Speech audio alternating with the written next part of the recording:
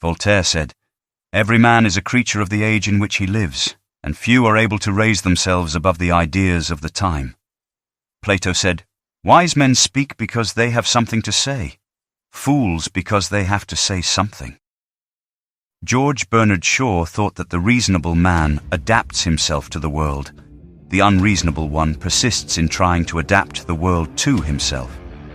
Therefore, all progress depends on the unreasonable man. This is Whiskey Hell. Think critically. Act accordingly.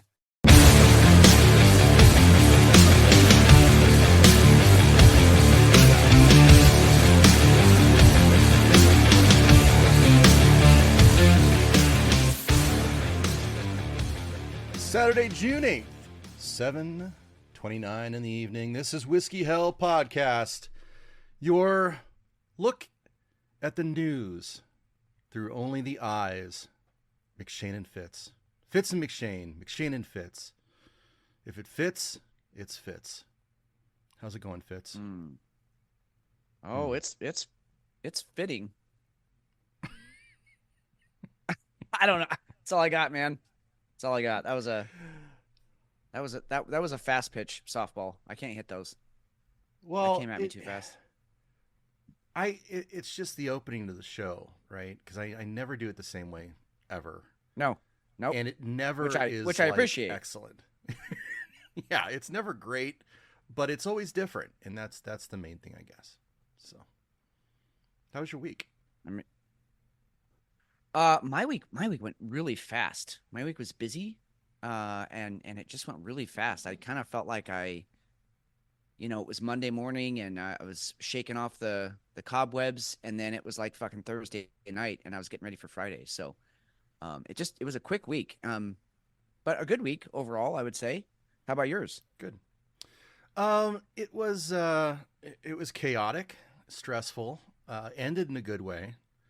So I was happy with how Friday ended things. But I still really haven't come down off of that stress, which was kind of crazy. So, right. But yeah, I mean, it was good. It was good. I'm happy to be here and happy to have the weekend to kind of decompress a little bit, talk about some reset. Yeah, some lovely news. I will tell you, this morning, I had all with so much resolve.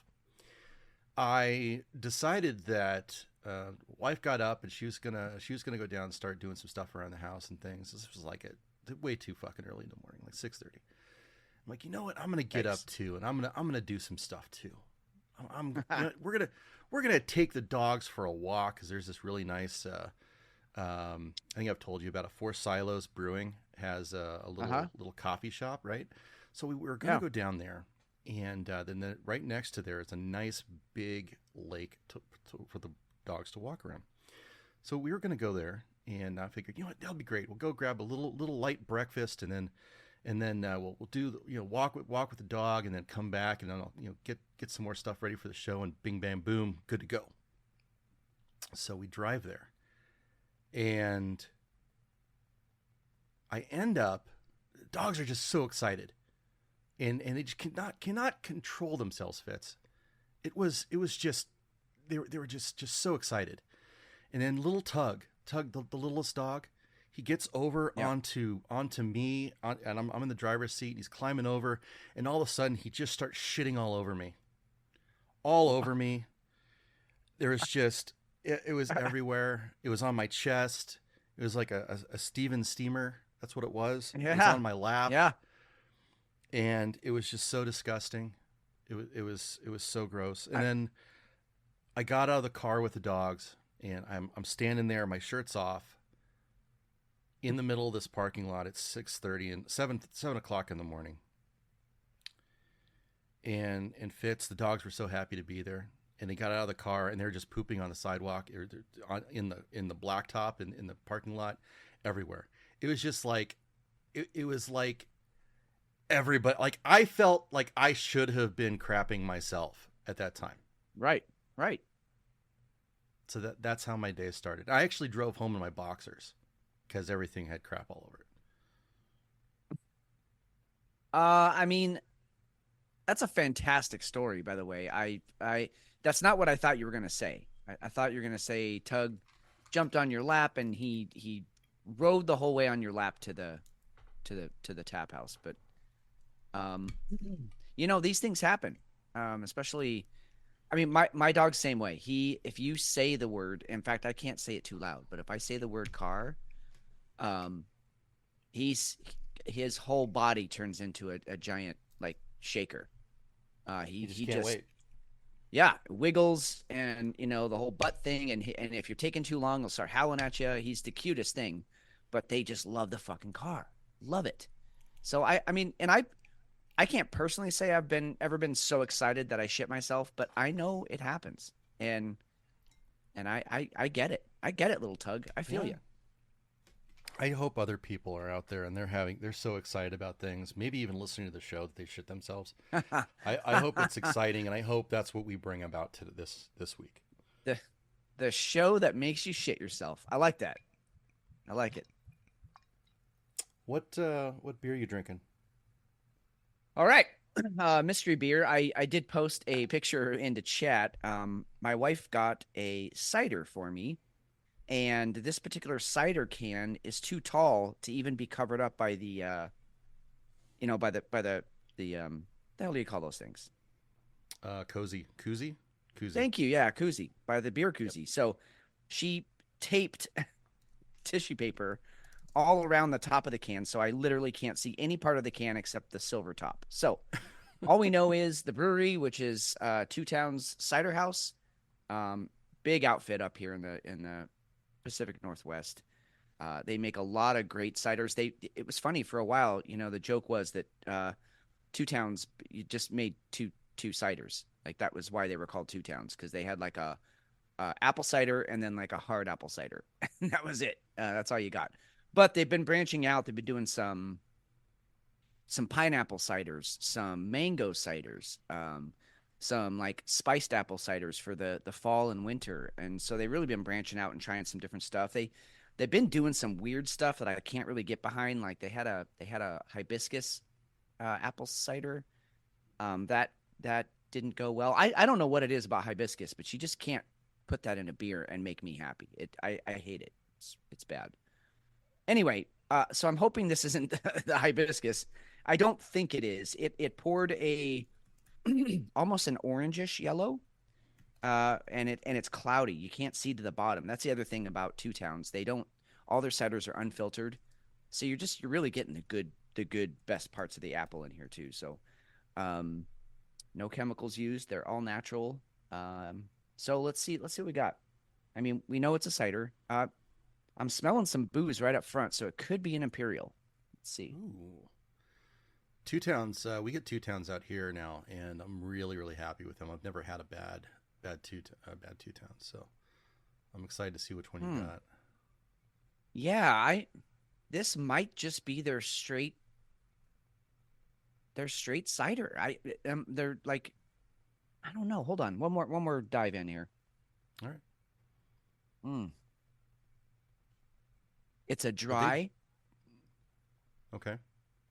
it's a dry cider. It's not lingering. It just finishes clean. Man, I can't put Not my not finger super on what boozy. else is there. No, no, it's not. I smelled booze, but I don't taste it. I can't Well, help you out let's on let's this see what one. we got here. Their Yeah. website, the beers are the beer page is actually down, so that's a bummer. But Oh, that is a bummer. All right. Well, I'm doing the unveiling here. all right.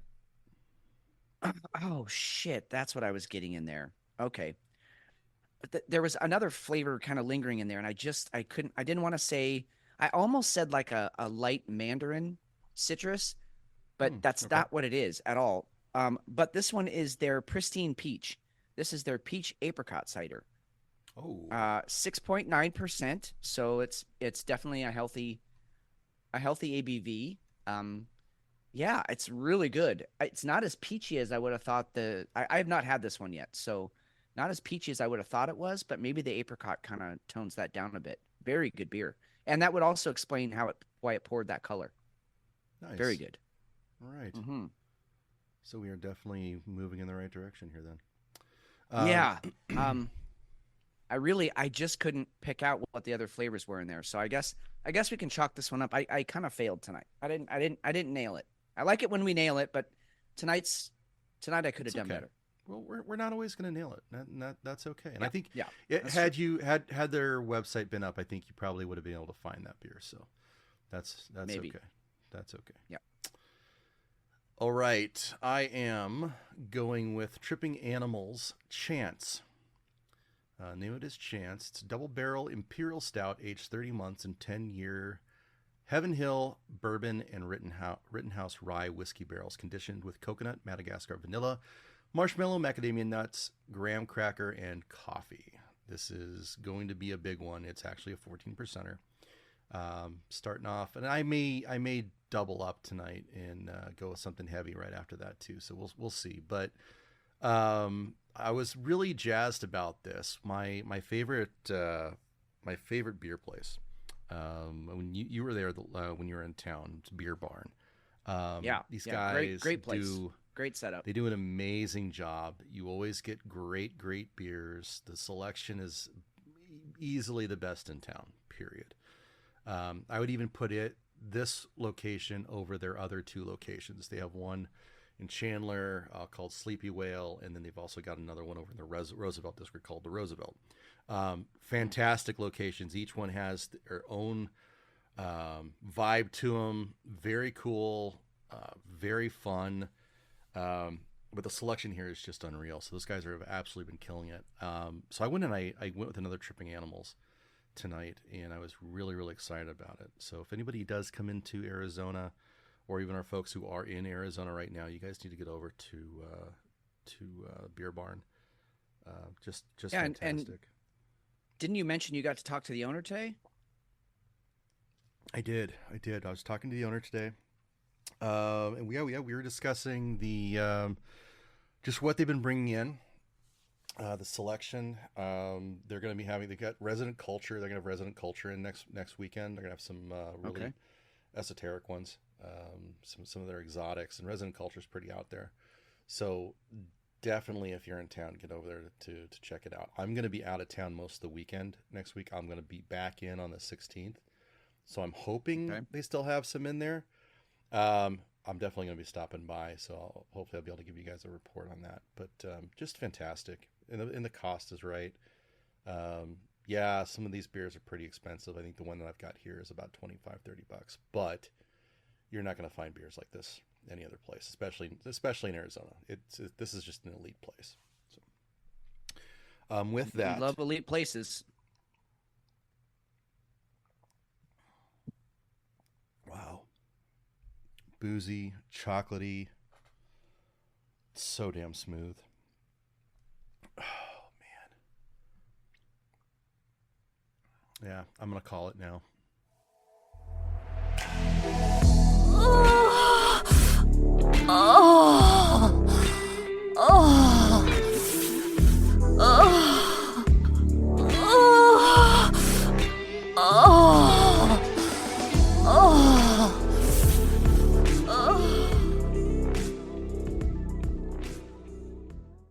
That absolutely is a sex beer. Nailed it. It is so smooth. It is, I mean, it's silky mouthfeel. Just, I could plow through this like no other. Oh my God. That's my favorite. Very happy with that. When it's smooth and silky like that. You know, you can let it play on your tongue. You can play around with it with your tongue. And it just kind of like just slides all around your mouth. I just love that. Yep. Oh right. God, I'm getting excited now. Chat's excited. So sorry. I mean, I can keep going. I can keep going. Yeah, it's gonna be that kind of night for sure. Incidentally, just for all of you listeners out there, because this is both the hosts, well, all three of the hosts of this show are male. We were gonna, for the sex beer noise, we were gonna do like a guy, having sex. But it was just like, ugh, and then it was over, and it's not fun, right? It's not fun. So, what is it about a woman? I don't even care if she's faking it. That's just so sexy, that noise. I don't know. Oh yeah. I've I've heard from a few female fans of our show that Okay. they don't like that. They don't like hearing the woman climaxing or having a good time. And then I've heard from others that they actually really do like it, and I love it. So, um, it doesn't really matter what All you right. people think because we like it. But I don't know. It's a mixed bag out there. It's a mixed bag. I don't know. Well, But I definitely don't know.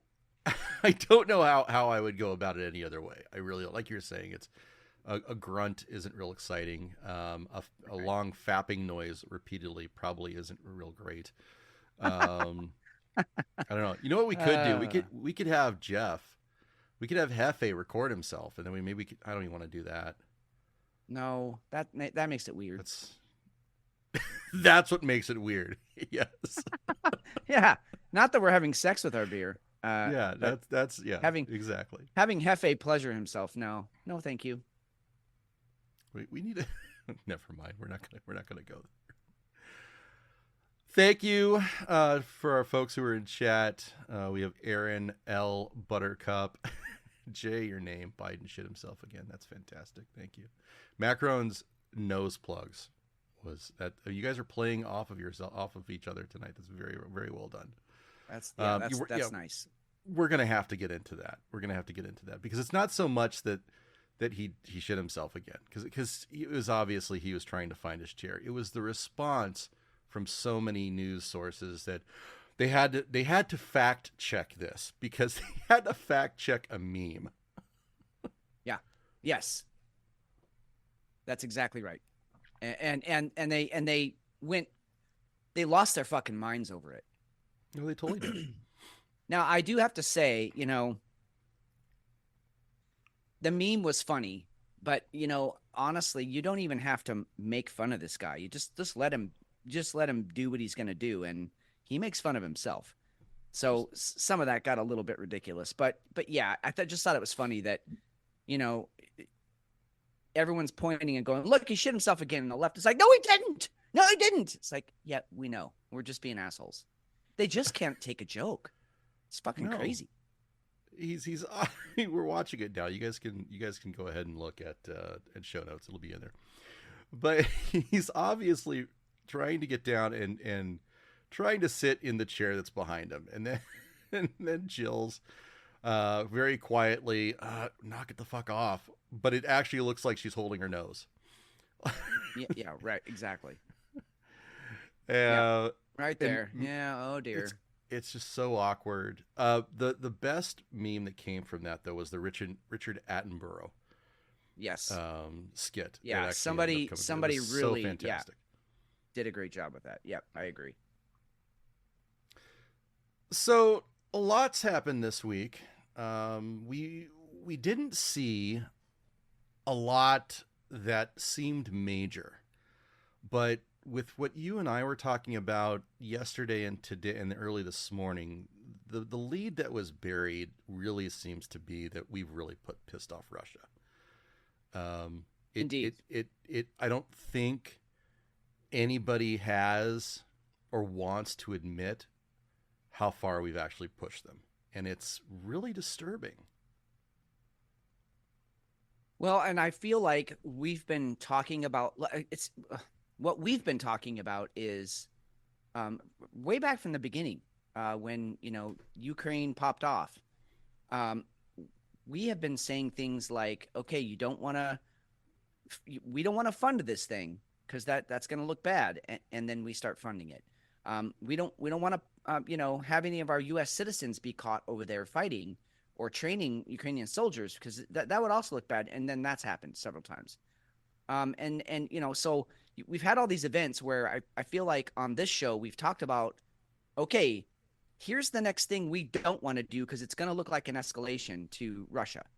And then we go and do it. And the latest one is let's not send our U.S. made weapons over there to be used on Russian soil. I mean, it's one thing to have like the Iron Dome if you're protecting the Ukrainian public or the Israeli public or whatever. And those are U.S. made weapons. I get that. That I understand. That's defense. But to have an actual offensive missile, a giant flying dildo with explosives on it, and you're starting to hit targets inside of Russia, not Russian captured Ukrainian land, but actual homeland Russia, how could you construe that as anything but an act of war by a foreign party? And here we are, we've done it. And so, and I, the scariest part about this, McShane, is I actually, we've talked about saber rattling on the show multiple times from multiple leaders. Kim Jong-un starts talking and you just fall asleep. It's like, come on, dude, shut the fuck up. You can't do it. His people barely have, running water.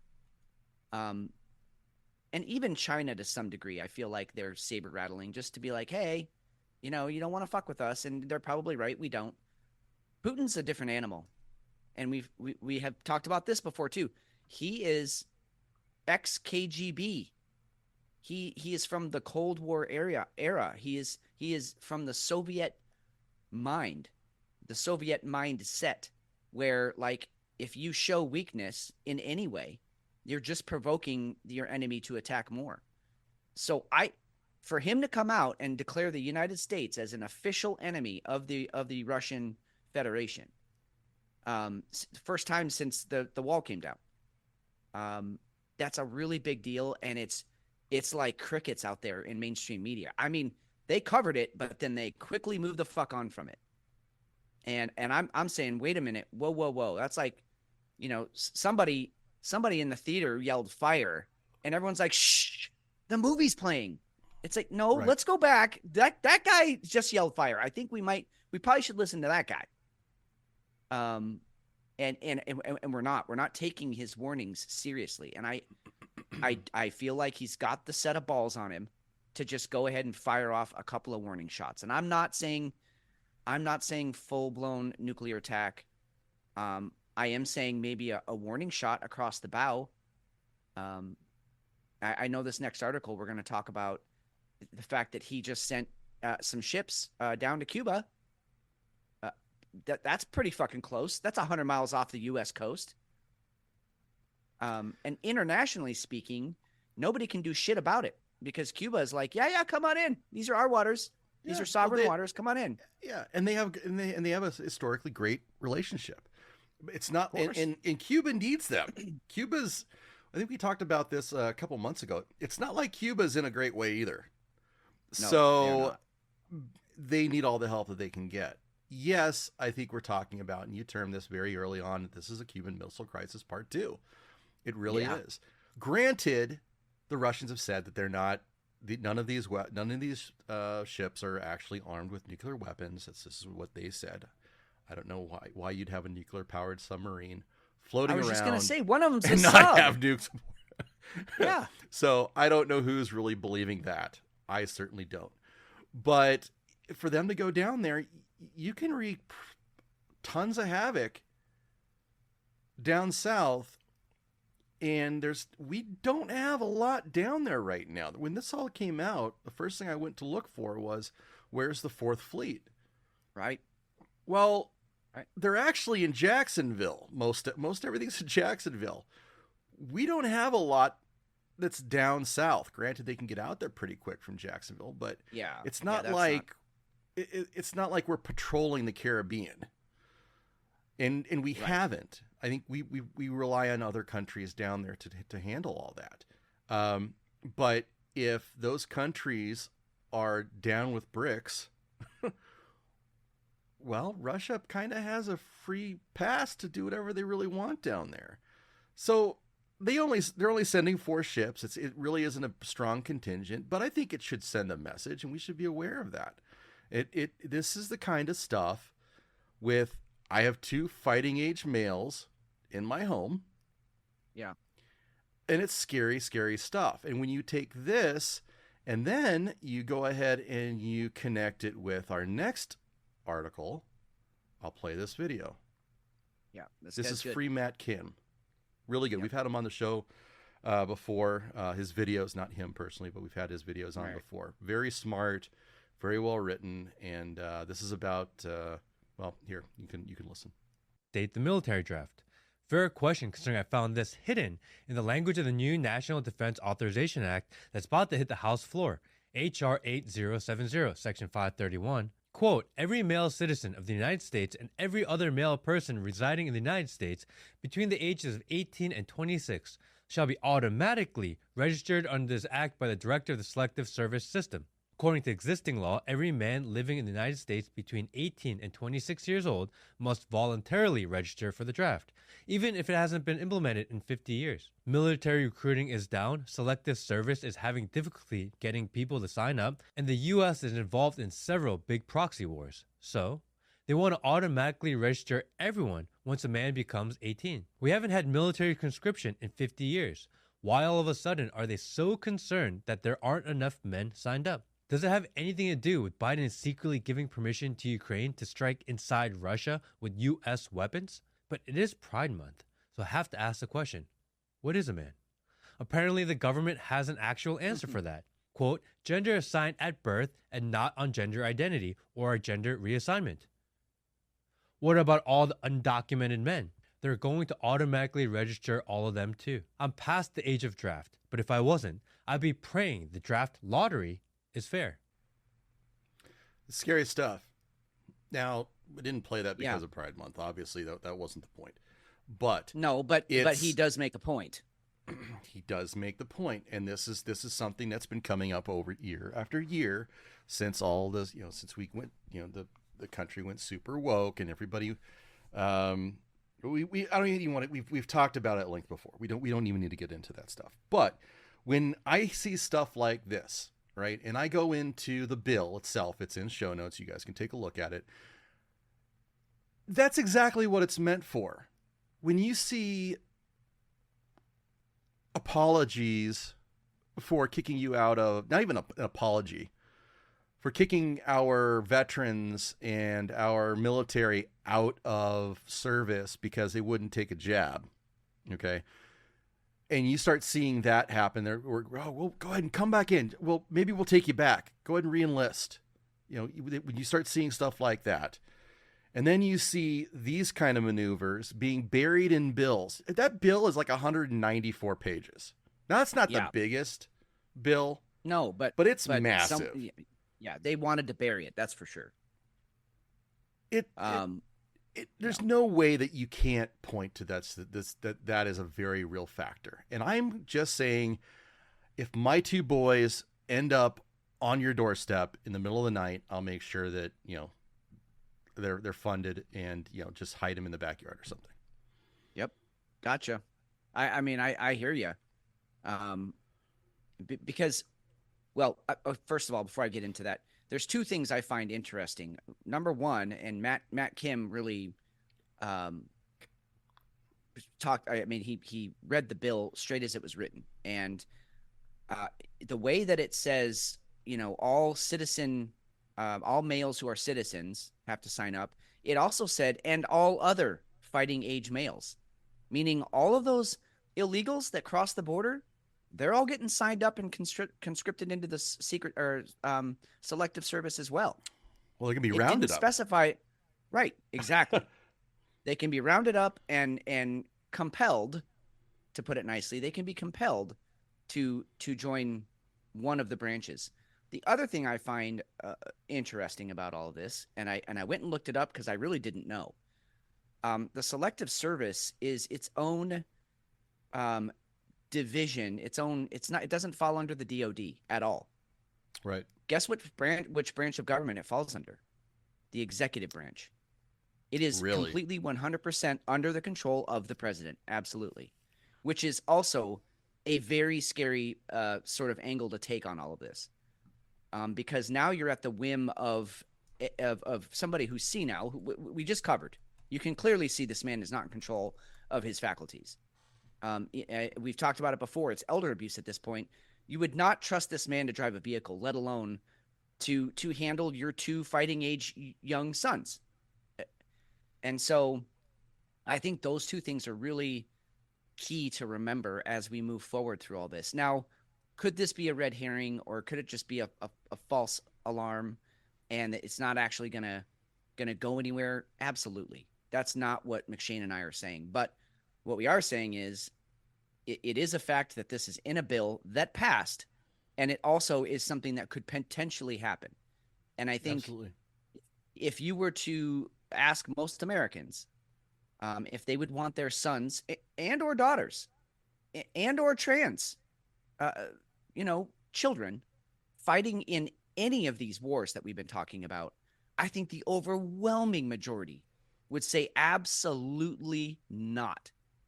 Not even for the solid paycheck or the GI Bill that they're going to get afterwards. No, I don't believe in these wars. There's too much chance that shit can go wrong, and I don't want my kid there. Well, this is and not... what are you really fighting for? What are you fighting exactly. for? A country that actually hates you. Yep. A country that doesn't care about you. It wants to have nothing to do with you. No, it's absolutely it's frustrating. I don't want my kids going, and I've already talked to them about. We've already had a very good, healthy discussion about this. Good. You are fighting for interests, not for your country. You're going to go over and you're going to protect an oil field. Okay. You're going to float into the South China Sea and you're protecting our computer chips. You're going to Ukraine to make sure that Russia doesn't go into Ukraine, even though NATO is grabbing land. These are not reasons. This is not protecting the United States. These are protecting interests that we have no business being there for. And God forbid you end up in some place like Nigeria or Niger or the Congo, like what we talked about last week. You're not there for anything other than protecting resources and somebody's bank book. Why would anybody join the military at this point? Yeah, exactly. Well, so this is all, I guess it's sort of top secret information, only from the sense that it's not public knowledge. So someone somewhere is trying to keep it hidden. But the person who told me this was not like, hey, you can't fucking tell anyone.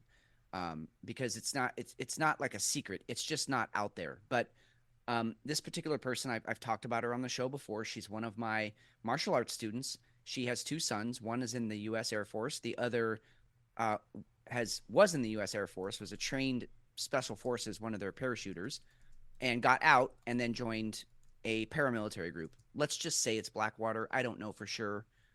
But that's my guess, is that he joined Blackwater because they pay, six figures right out the gate. Yep. He is in Jordan right now. And if you look at a map, Jordan is basically central to everything that's going on in the Middle East. They have borders with Israel, the West Bank. They have a border with Syria, Iraq, Saudi Arabia, and they have two major ports that they are on. They're on the Dead Sea, and then they have a small border down in the lower southwest portion of the country on the Gulf of Aqaba. Now, my friend's son is at a port guarding a fairly healthy host of American sea vessels. He was not allowed to tell her which ones, what kind, what class, nothing like that. But he said it is a very healthy contingent of U.S. warships in the Gulf of Aqaba. And so that's where he is right now, with his finger on a trigger, guarding U.S. ships, U.S. interests down in Jordan. And Jordan, as of right now, Jordan is neutral in all of this. They are really haven't committed to either side, and they're letting us use their land to have our troops there. So, but I do find it interesting that they sent a paramilitary group, which means there's no paper trail. This can't be traced back to the president. This can't be an act of war. These are paramilitary groups. Right. Being paid by the U.S. government, but that's different. You got a middleman in there. But it's interesting that those are the boots on the ground that are protecting ships that are floating in the water right off the coast. Very interesting. Just to be very, very clear for those of you who are joining us for the first time, because I know we've got a lot of folks that are just joining us that haven't listened to us before. We're not anti-American by any means. We're very pro-American, but we're also anti-bullshit. And this isn't for us, I don't think, so everybody's aware. It's not how we believe our military should be used.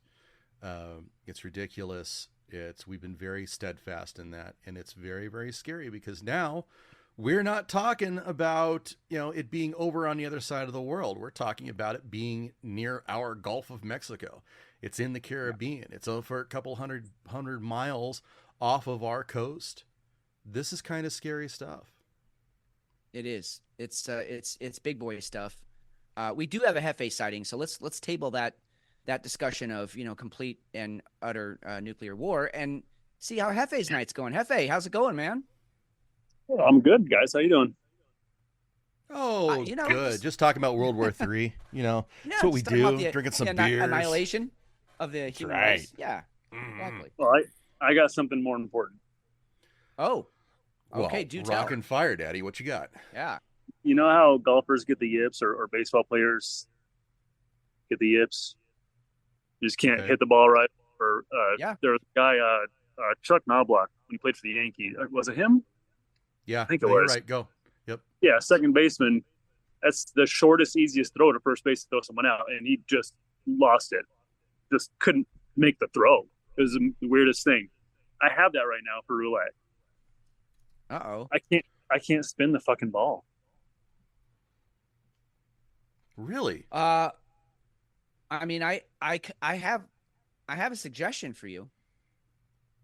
Well, I'll take that suggestion. Here's what's going on. Like, I've never been able to spin. Like, people can go up there and spin it, and it goes around like 18, 19 times before the little light turns red saying no more bets. I've never been able to do that, but I can do it like 12 times. And all of a sudden, like late last week, I couldn't do it. It was coming off all rattly, and it was going around like 5-6 times, which is fine. As Lee, it's got to go around 3 times. That's the minimum. But still, the thing is when you can spin it good, then you can spin it, and that still gives the players time. And there are some players that wait until you spin the ball before they start betting. So when you spin it and it goes around 5 times, that's like 10 seconds or something for them to place all their bets. And so, it pisses people off when they're like, oh, I was just getting started. And I'm like, well, sorry, you got to start sooner. And I actually flung the ball off the table twice last week, trying to spin it hard. Holy shit. So take that information and go Fitz. Oh, okay. Well, that last statement confirms what I was going to tell you. You're trying. You're trying. You're not letting your muscle memory, all your synapses, you're not letting your body do what it's trying to do, what it normally is used to doing. You're like, you fucked one up, and so now you're like, well, I got to try harder. Going back to your baseball analogy, you can't try harder to hit a baseball. You got to just let it flow. You got to relax into the swing. I talk a lot about that in with my students. If you try and hit me, you're never going to fucking hit me. It's just got to happen. You got to let your muscles just let things fly. And then people start getting hit before they even knew they got hit. So here's what you're going to do. You're going to, I'm not going to call it meditation because people get freaked out by that word. I don't know how to meditate, which is ridiculous because all of us do it. We just don't know we're doing it. But you're going to just think about when next time you go up there, you're going to think about not trying. You're just going to just go up there and just don't try and spin it 12 times. Just say, you know what? I'm going to get it around 8 and I'm not even going to try and do it. It's just going to happen. And just see what happens. I'm almost going to guarantee you, you're going to lose all of that and it's just going to flow through you. It's okay. You're trying too hard. That's all. Well, there've been a couple times when I've been on a dead spread up there, and I'm just by myself spinning and I'm still, so I guess I gotta stop thinking about it. Like you said, just kind of just go up there and fling it, see what happens. Yep. Just have fun with it. I'm just gonna have fun with it. Hey, but really, I mean, there's a lot of wisdom to that. Like, just truly, just have fun with it, and just if the minimum's 3, you're gonna get that. So just go up there and just try and get 5, try and get 8, whatever. It's no big deal. You're not trying to break a record here. Right. Hefe, I'm going to give you some inspiration though. Okay. I Okay. want to play something for you, and I know you're going to know this. So I want you to concentrate on this. Okay. Sure thing. Shoot, Timmy. Danny, Danny. when you were my age, did you ever have trouble deciding what you wanted to do with your life? No, I never had that problem, really. Why? Forget it. I didn't think you'd understand. You take drugs, Danny? Every day. Good. So what's the problem? I don't know. Did you have to take that cooter preference test when you were a senior in high school? Oh, yeah, I took it. They said I should be a fire watcher.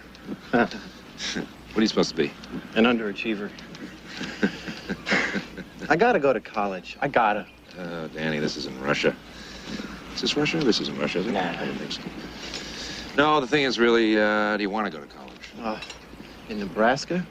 Besides, it costs like $8,000 a year. Hold on, Danny. I think I let you, what, $250 yesterday? I can't foot the bill for everything around here. Let's not ask for money. It's just that my dad, Hank, he can't afford it. I haven't even told him about the scholarship I didn't get. I'm gonna end up working in a lumber yard the rest of my life. What's wrong with lumber? I own 2 lumber yards. I notice you don't spend too much time there. Not sure where they are.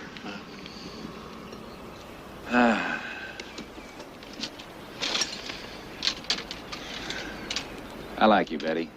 That's Denny's, sir. Danny, I'm going to give you a little advice.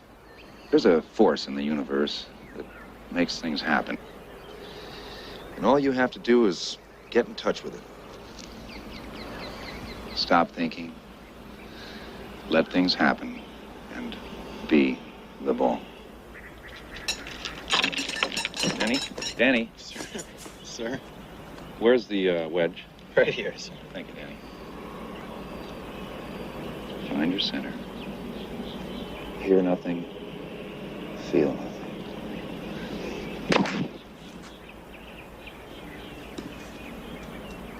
That was kind of incredible, sir. You try it, Danny. Pardon me? Pardon you? Here. You try it. I don't know. Go ahead. Just relax. Find your center. Picture the shot, Danny. Picture it.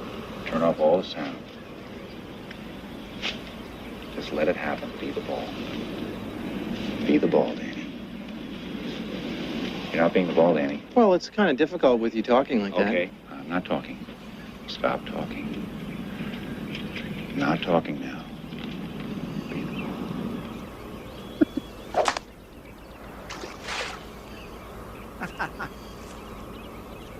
Where'd it go? Right in the lumberyard. It's okay, we'll work on it. Be the ball, Hefe. Be the ball, man. Be the ball. Be the ball. I love old Chevy. Oh yeah, how could you not love old school Chevy?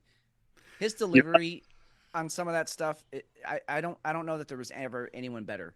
Yeah. No. I grew It was up- always dry. I grew up, Yeah. well, spent a few years in Florida right next to that golf course. Really, the one in Caddyshack? See, No kidding. you was see, called- you were you, It was called Rolling What? Hills Golf Course back in the day. And that's the golf course where my friend got hit with a duck. with a what? It was a A duck. I told you that story, didn't I? I don't know. Wait, did maybe. someone swing the duck and hit him with it, or the duck hit him? Well, no, it was Please Super Bowl expand. Sunday. It was Super Bowl Sunday, and the Niners were playing the Dolphins, which I was kind of a Dolphins fan just because I was in Florida, but not that big of a fan because I guess they were getting killed at halftime. And we actually went out to the golf course because we used to go look for golf balls all the time. And we were walking along the edge of a lake, luckily not too close to the lake, because I was like 10 feet behind him, and this duck was coming in to land in the lake, and it hit him in the side of the head.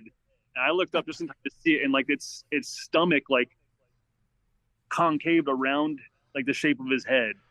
And the duck went down, and he went down, and I fell down on the ground, peeing my pants, laughing so hard. And luckily, everybody was okay. But yeah, that was the golf course right there. We used to go there like almost every day, looking for golf balls and all kinds of shit like that. I don't believe Well, I remember that story. Yeah, no, I don't ever remember you telling me that story, but these things, Germ- I mean, Why would you tell me that story? That was Jeremy Ross. That was his name. His brother's name was Chris, and there was their big brother whose truck was parked outside on the street when we were playing stickball with a lead pipe and a tennis ball, and I swung and hit the tennis ball, but the lead pipe slipped out of my hand and helicoptered, hit the back window of the truck, and that also immediately made me start peeing my pants, like instantly. I was so scared. So. Oh, Hefe, I was about to ask about a farm report, but this is so much better. Well, here you go. I got a farm report, but that's going to come next break. But I have a little update to last week's farm report. I don't need the music. I don't need the music. Just so everybody knows. Remember, a few weeks ago we had the turkey one and the pigs that were being sexually molested. God. Yes. And last week we had the beef. Yeah, exactly. We had the beef farm last week. The bee farm update is that after extensive research, Hefe is happy to report 0 instances of bees ever being sexually assaulted. So, oh, thank God. Yeah, I thought you were going to say someone was molesting bees, and I was like, all right, I'm done. No more farm reports. But I'm so glad. Okay. No, I would never do that again after being stung like that. No. Yeah, I mean that was a bad day. That one I remember. I mean, it swelled up nice, but hurt. Right. So, right. Yeah, it was too painful to do anything with it. Exactly. Yeah. Yeah. Yep. Well, the anaphylactic shock was a mess. Yeah. Well, and I didn't know you could actually put an IV in directly into a penis. That was wild. Yeah. Well, I mean, you do what you can do, and I did what I could do. That EMT was pretty hot though. Yes, he was. I think his name is Chad. Yeah. Yeah. Chad was a cutie. Oh, dark Very handsome. dirty. A real hunk. There you go. Yeah, he was a hunk of an EMT. Calliope just dropped a whoa. So, precursor to the farm report. It's, I'm going out on a limb. There might be some negative effect this week. Oh, okay. Okay. Well, you know what? In true journalistic tradition, you're just the messenger, man. You can't make the news. You just report it. Yeah. So, I mean, if it gets negative blowback, that's on the people blowing, not on the blowee.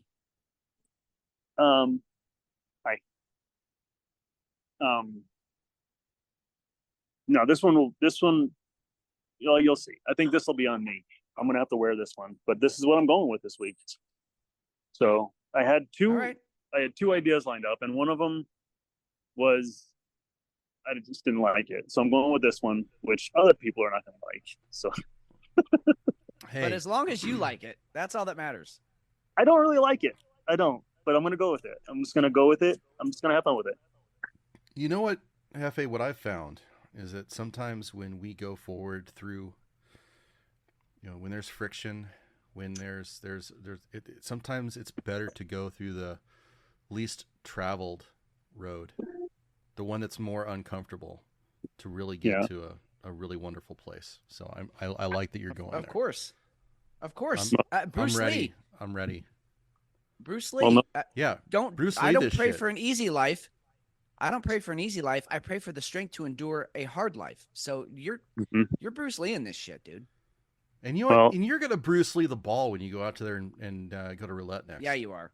Well, I just got off roulette, so the nightmare is over for tonight, probably. Oh, okay. But tomorrow. Next time, yeah, and give it the wah, the Bruce Lee like scream afterwards too, and people will be like, "Holy shit, this dude he knows some shit. He knows some kung fu." All right. Well, I'll see you guys in an hour. All right, man. We'll talk to you soon. Have fun. All right. See ya. He's gonna break that streak. He's gonna be just fine. He's gonna be fine. I know he is. I've had those things happen to me before too, where you're trying too hard. It's like I'm probably gonna get hate mail for this, but when Bruce Banner couldn't summon the Hulk, he was just trying too hard. The Hulk got his ass beat. He was being a little whiny bitch, and Bruce, pushed and tried, and it's like that's not how you do it. That's not how you do it. You got to just relax into it, let it happen, and stop. Yeah, stop trying and just do it. Where are we going next here? Well, see, and I was trying to find a really good story to move into on just doing it. One segue could be, we just had a story about an almost duck homicide. Can we talk about the dead birds? Are you ready? You ready to do dead bird drones? Why not? This is the only crossover I've got here. So I say we go for it. April 16th, 2023. I don't know how we missed this from last year. Right? I know. This should have been, we should have been all up in this. Dead birds get new life. New Mexico researchers develop taxidermy bird drones. Socorro, New Mexico. Scientists in New Mexico are giving dead birds a new life with an unconventional approach to wildlife research. A team at the New Mexico Institute of Mining and Technology in Socorro is taking birds that have been preserved through taxidermy and converting them into drones in order to study flight. And this is all on top of the whole birds aren't real conspiracy. Right. What the hell? I mean, I don't know. What's weird about this, and I please, guys, I know we say this all the time. Go to show notes and check it out. This one you have to see. You have to see what they did to these poor, the carcasses of these poor birds. I mean, it's something out of a fucking horror flick. Like they're reanimating the dead here. But I feel like bird flight has really been extensively covered and researched in lots of different ways with live specimens. They've done, super high speed cameras. They've done the smoke trails as they have them fly in a wind tunnel. We have every possible angle and shot of bird flight possible. So I don't know what they're actually trying to do here. Well, because if you tell me they're researching flight, bullshit. Well, here it is. If we learn how these birds manage energy between themselves, we can apply that into the future aviation industry to save more energy and save more fuel. I'm sorry, I'm still calling bullshit, dude. You're goddamn right, because what it is they wrote a grant. They had to have written a grant and sent it in under the guise of being for climate change. And now they're posting it. This is the sham study that they're doing. Yeah, and I guess that's a shout out to all my climate fucking scam freaks out there. All you people that think that there's no possible way that the government, that you could write a grant specifically for climate change because that's what the government's funding. This is your proof right here. Because this study would have never happened if they hadn't awarded it that way. You're absolutely right, McShane. That's exactly right. Spot on. It has to be. That's the only thing. And then Reuters, of course, lapped it up. To Moxie's point, right? These are dead birds. This is a dead carcass they've reanimated via engineering, right? There's nothing natural about this. It is so ridiculous. But yeah, you're going to go ahead and you're going to make it look like now it's just a normal bird flying over somebody's house. This is where those conspiracy theories start. And I'm still not buying it all, right? No. But this is exactly why that comes up. But yeah, and it's kind of scary because you're like, okay, if there's 1% truth to this, 1% truth to the fact that some birds aren't real, then you could start making the argument for 20%, 50%, 100%. I mean, and we're not those guys. We're not those guys. We're not. But this is try not to be. Well, I mean, sometimes it's hard these days, dude. It's hard these days. Yeah. Well, this is definitely the most bizarre story, and I am so sorry that we didn't catch it before now. But yeah, that's it is. That's a really good one. You know what? And let's just go ahead. We've got some time before we go to second beers. Let's go ahead and jump into bird flu. Let's do that. That's a great segue. See, now we're cooking with gas. See, you just had to Sherpa this one and get us back in gear. Yeah, had to make a bridge. Mexico and the WHO has reported the world's first human case of H5N2 bird flu in a 59-year-old who is now dead. Fitz. Yeah. This came out this week, and the way the WHO portrayed it was exactly how the WHO does things right after their little pandemic bullshit from last week when they couldn't get the pandemic treaty signed by everybody. Now this suddenly comes out. Yep. Yeah, and I fucking love, this is a story, the internet absolutely won on this one because this story came out and all of us were like, okay, here we go. Fearmongering, 102, version 2. And so, but people started digging and they're like, wait a minute. Yeah. Is this true? What happened with this? When did this guy actually die? And all of the fucking facts about this case came out, and come to find out, this dude was all kinds of unhealthy. He had lots of other shit going on. Morbidly obese, type 2 diabetic. He was in jail, bedridden. But we're once again back to the old playbook.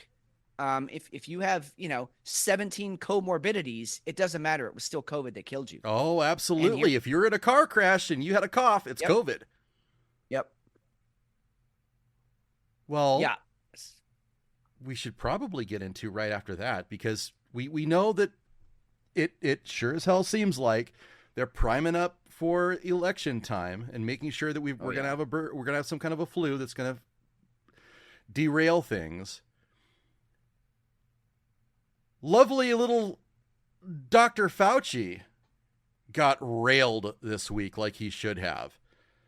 But it seems to me that there is a lot of sacrificing. He's getting sacrificed now. It's a little over the top. It's not just... Oh, yeah. We're not just... He's rolling him out. I think they're trying to keep stuff off of Biden. It's election year. They're going to go ahead and they're going to kick him in the balls and just make a total example out of him. That Bricks chick even popped up this week, and she was trying to separate herself from it and totally downplay. Oh, well, it's really isn't that big of a deal. It came out in force this week. Yeah. Yeah, I mean, I feel like we talked about this a few months back. I mean, they already left Fauci out to dry. Those ties were cut. He's sort of been, quiet and back in the shadows, trying to just hopefully everyone forgets that I was such an asshole. And then he got called to Capitol Hill to answer for some shit. And say what you want about Robert Kennedy. The book that he wrote, The Real Dr. Fauci, or The Real Anthony Fauci, and how he went all the way back to the AIDS pandemic and the role that Fauci played in that, and actually making people sicker and giving them drugs that would actually kill them to make the pandemic look worse than it was. He just ran that playbook back. The difference was we just didn't have, social media back in the 80s, and we didn't know what was going on. We just believed Tom Brokaw on the fucking nightly news. And now we know better, and so all this shit's coming out, and Fauci, so like I said, they left him out to dry a few months ago. Now they're actively going after him. They need a scapegoat at this point. They need someone to be the fall guy and take the heat off of the administration. Yeah, for sure. That's absolutely what it seems like. Hey, I want to listen to this and how awkward this is. This is Deborah Bricks. Any veracity to some of the Republican accusations that there was an effort to discredit the lab leak theory? I think early on, people did take very definitive sides. And it did divide along party lines. And we're still suffering from that 4 years later in a whole set of issues related to pandemic and pandemic preparedness. Sure, but on the lab leak specifically, you think that happened? I do think it happened. I think people were, if you look at what people said about Bob Redfield and how they disparaged him as a scientist because he wanted to bring forward the lab leak potential. And I think the reason he felt he needed to bring it forward was to push against this, it had to be this way, because we didn't know. And we knew we would never know. I mean, we knew with SARS that China was not transparent. We knew with the second SARS, China was not transparent. So we were not going to get an answer, but that shouldn't have held us back 4.5 years later from both ensuring that we protect against lab leaks and we protect that public. I mean, people got infected with HIV in the lab. It happens. It definitely happens. And so we have to put different rules and regulations and guidelines in place to protect the public. We can do that. We've done that before. It just happens, Fitz. It just happens. It does. It does happen. It just happens. It's just surreal to me that that doesn't even look like her. I don't know how much work she's had done, or I don't know what's going on there. It doesn't even look like her anymore. She's starting to look like a little cat woman, a little bit feline there. But the fact that they're going to go ahead and come out and say, well, it just happened. Let's just move on from it. Let's forget about everybody who was chastised, cast out, lost their jobs, kicked out of the military, sent home. I mean, nurses and doctors who have been shunned and have still not gotten their careers back because of this shit. All of the fakery, the wear a mask, it's going to protect you. A cloth mask, everything's going to be fine. Stand 6 feet away from each other when you're in line. We called this out, and we don't have to get into it again, but this is the kind of bullshit that now we're downplaying it even more. You're trying to make it okay. There's nothing okay about it. And if you try it again, God help you. Yeah. Well, I saw someone on X this week put out it wasn't exactly a meme, but it was just like a black and white statement. It was a black background with white lettering, and it said, I don't care if it's literally the Black Plague. I'm not taking your fucking vaccine. And I mean, that's extreme, and that's really strong language. But I was like, fuck yeah, same here, dude. Like, let the Black Plague take me. I'm not taking your fucking quote unquote medicines. I'm not participating in that. If today is my day, and it's the fucking Black Plague that does it, well, that's going to be a great story for you guys to tell at my wake. But I'm not taking that shit. I'm not putting your mRNA technology in my body. I'm not doing it, at least if I can help it. Now they're talking about putting that kind of shit in lettuce and fucking pork and beef and stuff. So I don't even know. But as much as I can avoid it, I'm going to avoid it. It's, I mean, yeah, like you said, fucking try it. Try it. How's that beer treating you?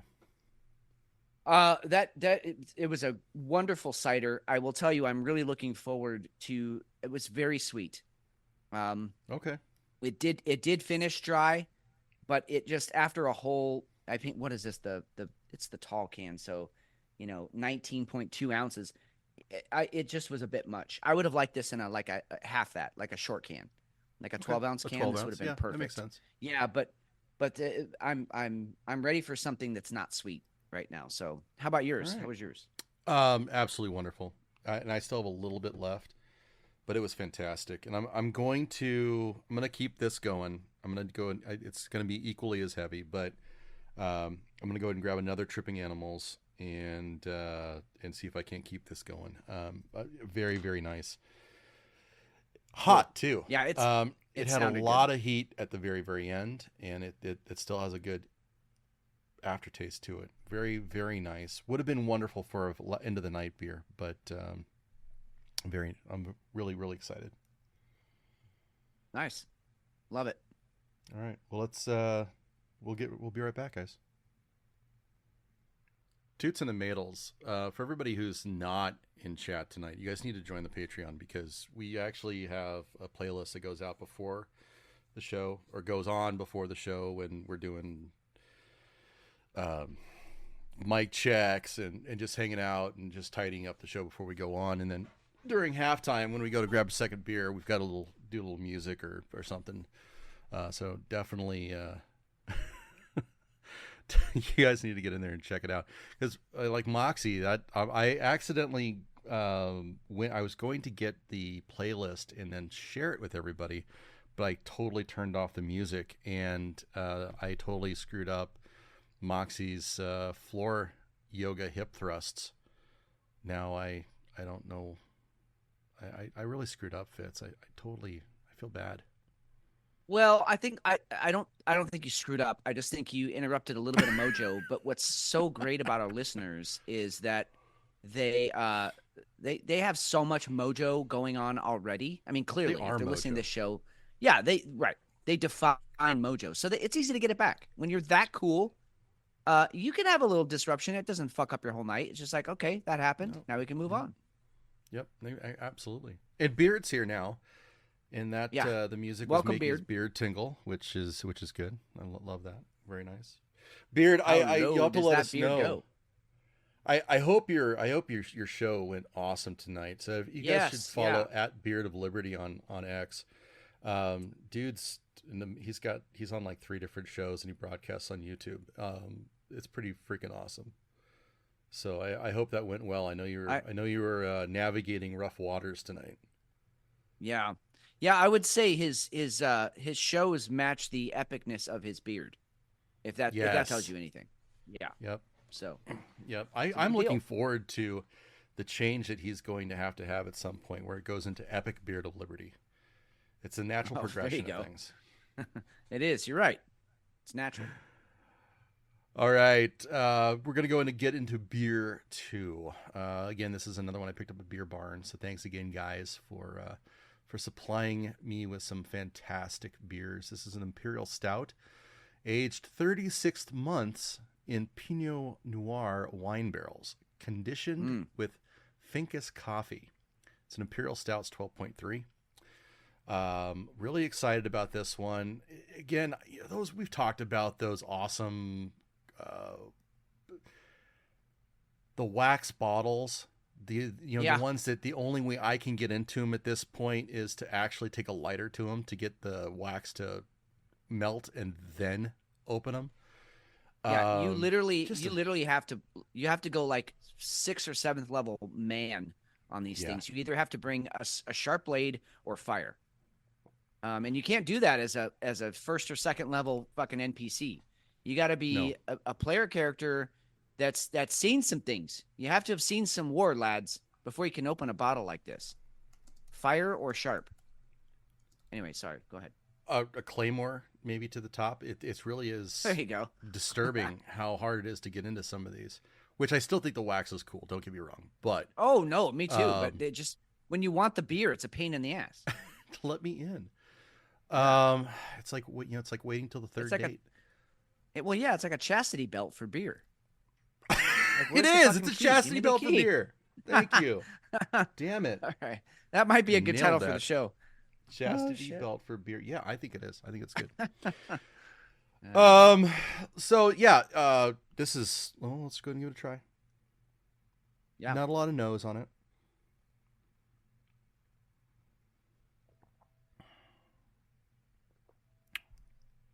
These guys don't make a bad beer, Fitz. Nice. Damn.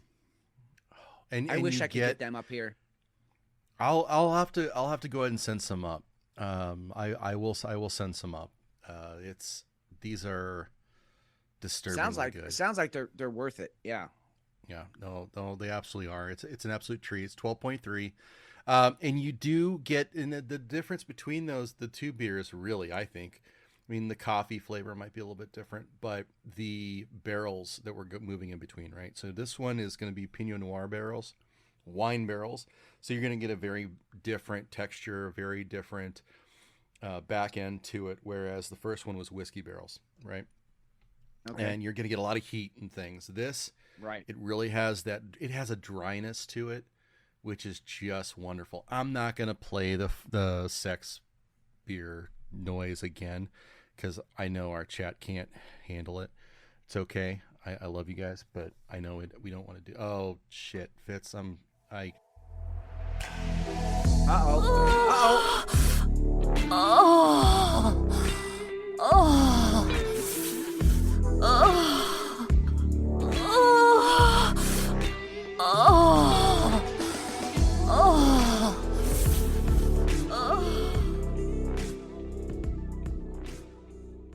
This is the girl that used you, winked, and walked out the door when she was done, and she didn't care when she was done.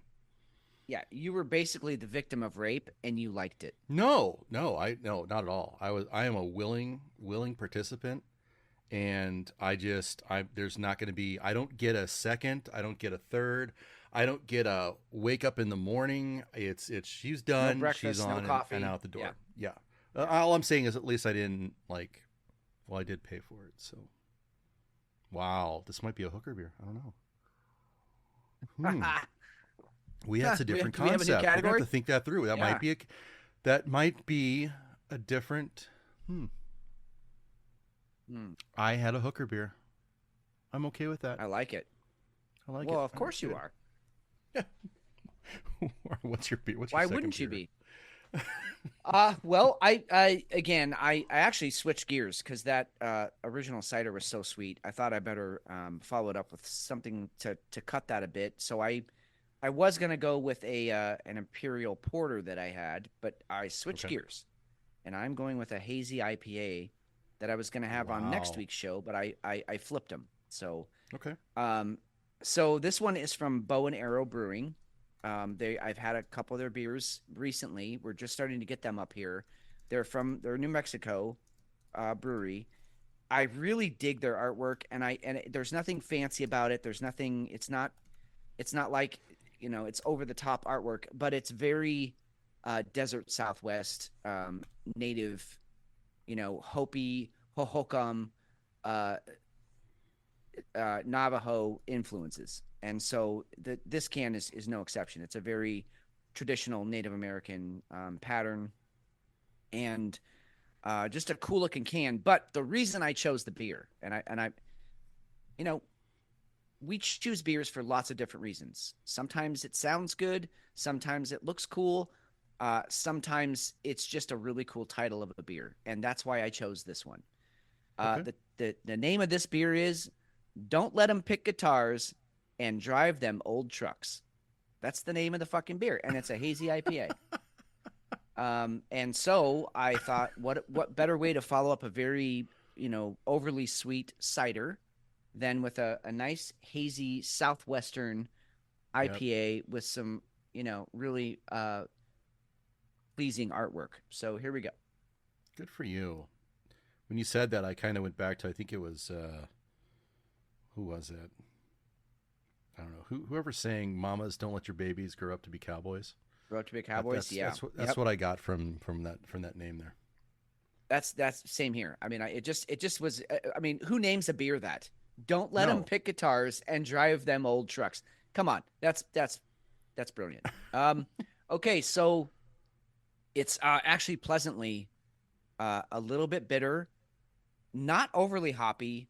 Really nice finish on it though, very clean. Which that's like a must for me and IPAs.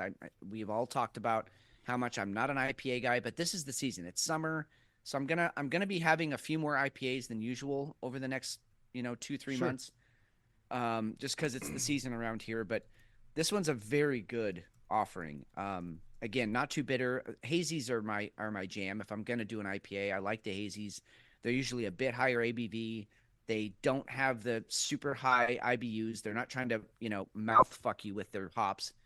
And they just go down smooth. And this one's no exception. It's very smooth, very clean finish. I cleansed my palate in between during halftime. And so I kind of came into this fresh. I didn't want to have that sweet cider in my mouth. Good. And I'm glad I did, because I feel like I got the full flavor notes. There's some citrus, a little bit of grapefruit, and no pine, which I don't like piney beers. I'm much more the citrus, fruity beers when I go for my IPAs, and that's what this is. So very nice offering. I believe it's a 7.5%. So a healthy ABV. It'll get the job done. And yeah, just a solid beer. Very happy. What was that? Can you give me the name of it again? Because they don't have it on their site, and it's Broken Arrow, Bow and Arrow You know what? Brewing. Go to Bow and Arrow Brewing. Okay.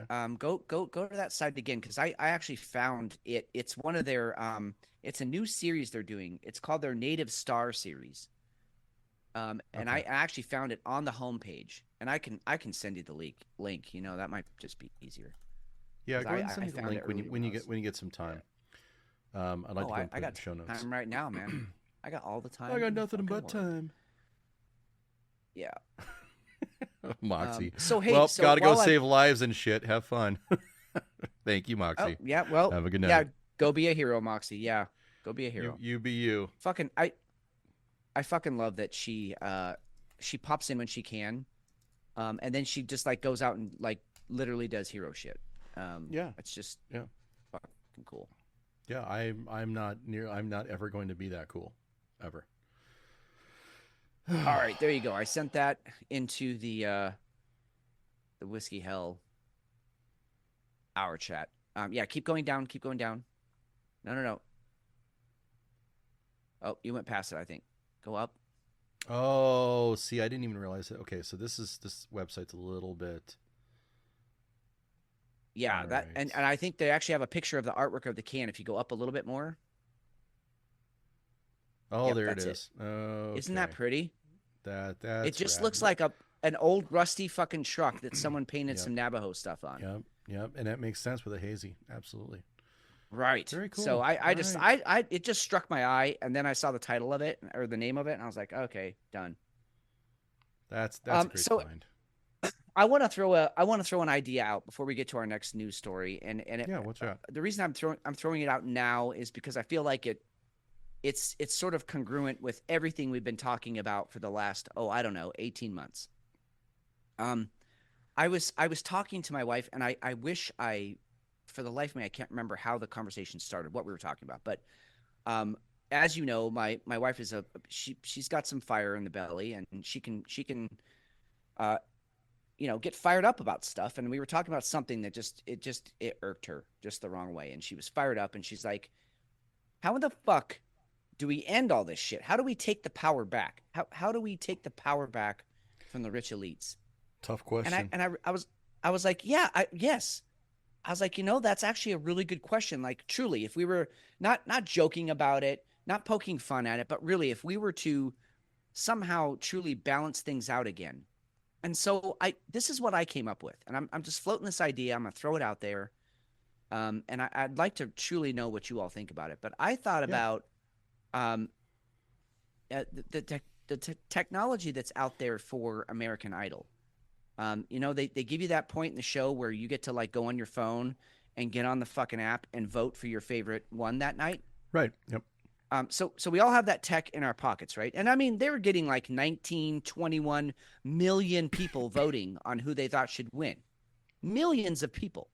So I thought, what if there was a fucking, and again, this is like a little bit Tony Stark, Marvel movie, sci-fi. Okay, I get it. But I do believe the technology exists that we could park a satellite, 70 miles above the United States. Sure. That was basically a dead man's switch. Like, the only way it stays on and doesn't trigger what it's supposed to do is that we're all still waking up every day and going to work and doing our shit. But once a week, or even once a day, or you could say once a month, a little message pops up on your phone and votes, do we want to release the EMP today?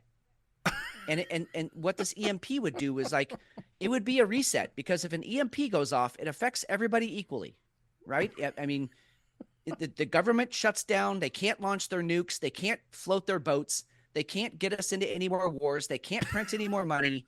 Everything goes back to zero, right? It's putting the power back to the people, truly the people. it's our vote, not of who we want to send to Washington to quote unquote represent us, because we know that's broken. So what truly would give us the power back? But we could all vote once a week and say, yep, I think this week is the week. And you're going to have your crazies out there. And you're going to have your people who just have given up all hope and they just don't give a fuck, and they're going to say yes. But if there's enough of us out there who are happy with the way things are going, we have a decent job, our kids are doing well in school, and they're socially adapted and functioning well with a good group of friends, and everything in our lives are good enough that we push no that day, then we would outweigh the crazies and the people who are giving up on life. But if that number ever reached, and we could decide on the threshold, would it be 51%, like over half the people think, fuck it, let's start over, then boom, it gets launched and that's it. Or we could set a higher threshold because 51% still controls the other 49%, and that would be a little bit scary. So maybe we set the threshold at what congressional veto is 2/3, so 66%. Do we want to up it to 70%? But a number that we can all agree on, that if 70% of us say, yeah, we need to fucking start over, then it just happens. And there's nothing any of us can do to take it back. There's nothing the government can do to stop it. It's truly the equalizer, and we get to start over. Wow. What do you think? That is absolutely frightening, but that might be like if the UN decided this was going to be a thing and everybody had one of those, several sitting over their continent, their countries. Yep. And everything was going to be blasted back into the dark ages. I mean, it's extortion. You're basically living with a gun to your head. Yes, but you've got a hell of a movie script to write around that. That would be fascinating. Oh yeah, that could be like The Purge, but like on a much bigger scale. Oh, yeah. That's wow. I'm not totally against it. That's fascinating. Right? That's the thing, is the more I thought about it, I was like, God, this, because then our representatives that we sent to Washington would have to be like, well, fuck, if I don't please enough people, they're going to just, I mean, it's all over anyway. So I better start going and doing the shit that's for my constituency and not for me. Because right now we're being ruled by, the 1%, folks. Don't kid yourselves. They are doing what's best for them, and the rest of us can go to hell. Yep. And we all know it. That's what we talk about on the show. So how do we take power back? We blackmail them. Like you said, it's extortion, but it's a healthy, and this is the way I justified it. It's a very healthy extortion because it helps us all keep each other in check. And you might have a week where the vote gets up to 61% and you go, oh shit, people are unhappy. We got to change things. We need to start fixing things, because it wouldn't just be, last week was 5%. And then this week, we decide to launch the EMP and it's 70%. No, it would be a gradual thing where you'd be like, fuck, those numbers are getting high. And I think we need to start doing things that the people need and want so we can get that number back down. I don't know that we haven't discussed this in a while. And it might be worth revisiting. So we're probably going to go. We might. Let's go ahead and explore this now, because we've got we still have a good amount to talk about. But I think that kind of pivots into something that's interesting. Was Thanos wrong? I mean, we had our opinions when the movie first came out, right? I was thinking this week, after I was watching some of the stuff that was going on, just walking around my building at work and then out in public, I'm like, Thanos, he was actually on to something more than ever. I agree. I don't know who I want to disappear. I wouldn't want my family to disappear, obviously, but Jesus Christ, I would be okay if a lot of people disappeared. Well, and that's why it has to be completely indiscriminate. You know, it's 50% period. And then some families are going to get lucky and none of them are going to be gone. And other families, all of them are going to be gone.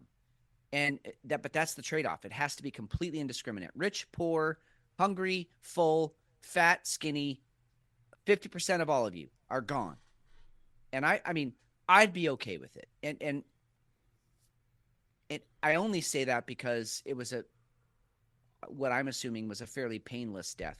They just sort of stopped existing. You know, they just turned into carbon. Ash. Yep. Yeah. But no, I mean, I'm a Thanos sympathizer. I'm not saying that I agree with what he did, but I'm saying I can see why he did it.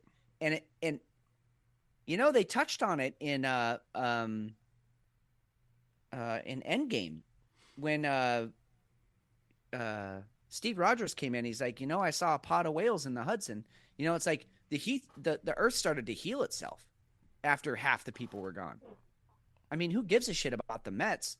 The fucking whales are coming back. The fisheries out in the Pacific and the Atlantic are starting to come back.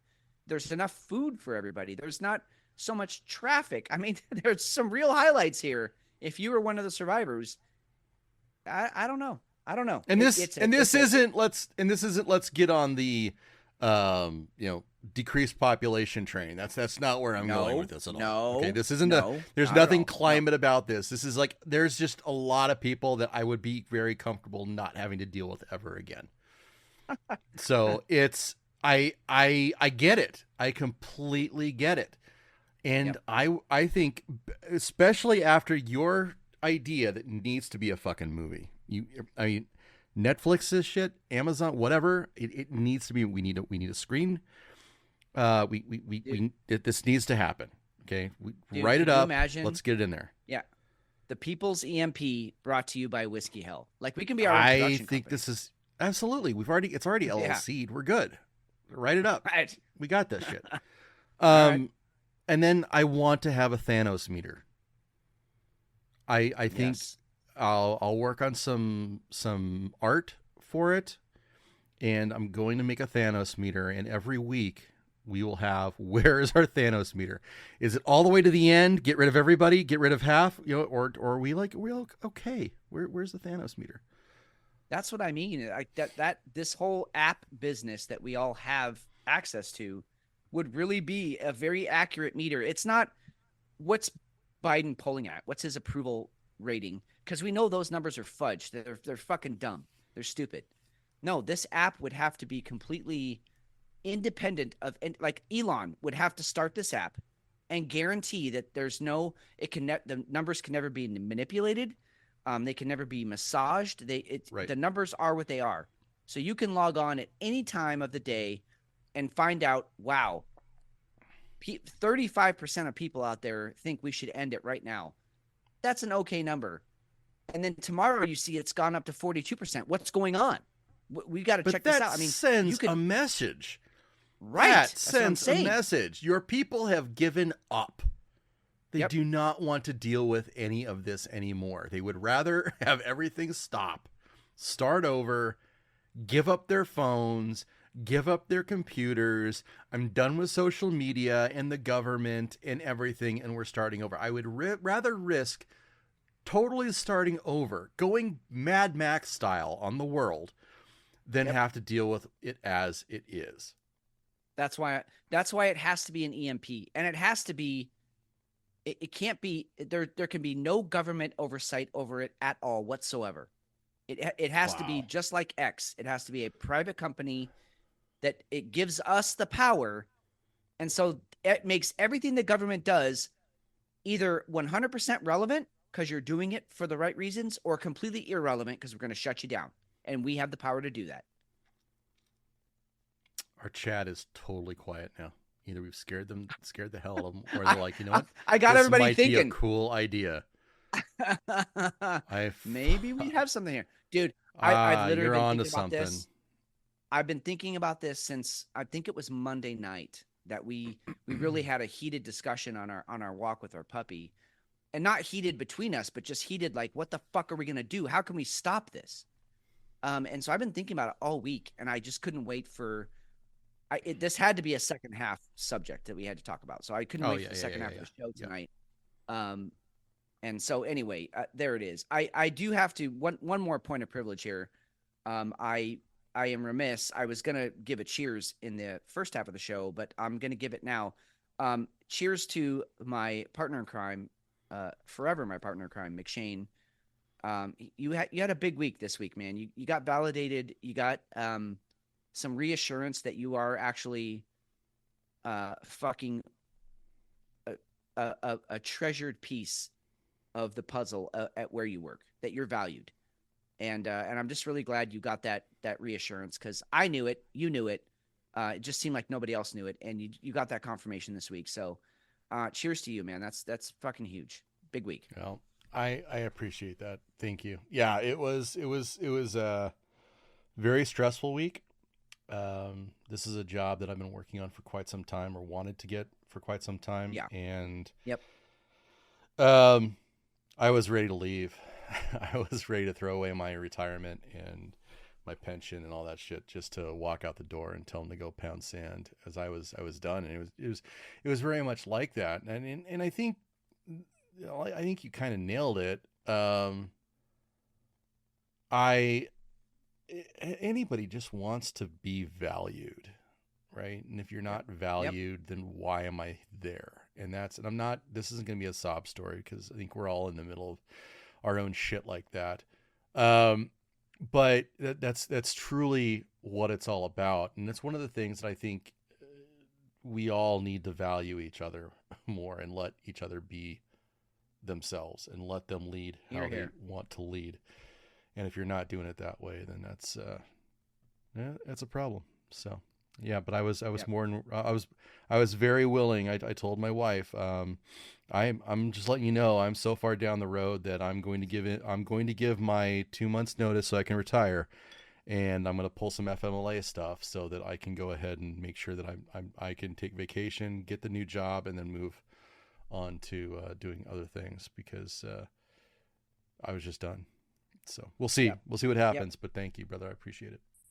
Yeah, man. I just, I know you've been going through it. I'm gonna put a number out there, and you can neither confirm nor deny. But like, this was the 87th job you've applied for there. Oh, and you just kept getting the no thanks, but no thanks. And so it's like, it's just demoralizing to fucking hear no all the time. And you finally got a yes. And it was well-deserved. It was hard-earned. And those are sometimes the best victories. So I wanted to put it out there on the show, but also just my sincere congratulations, man. I'm really happy. And like I said, next time we're all together, first round's on me, and that first cheers is going your way. I appreciate it. Anyway, so let's start working on the EMP. Let's start working on the EMP, and in the meantime, Japan is launching a dating app to boost birth rate. Fitz.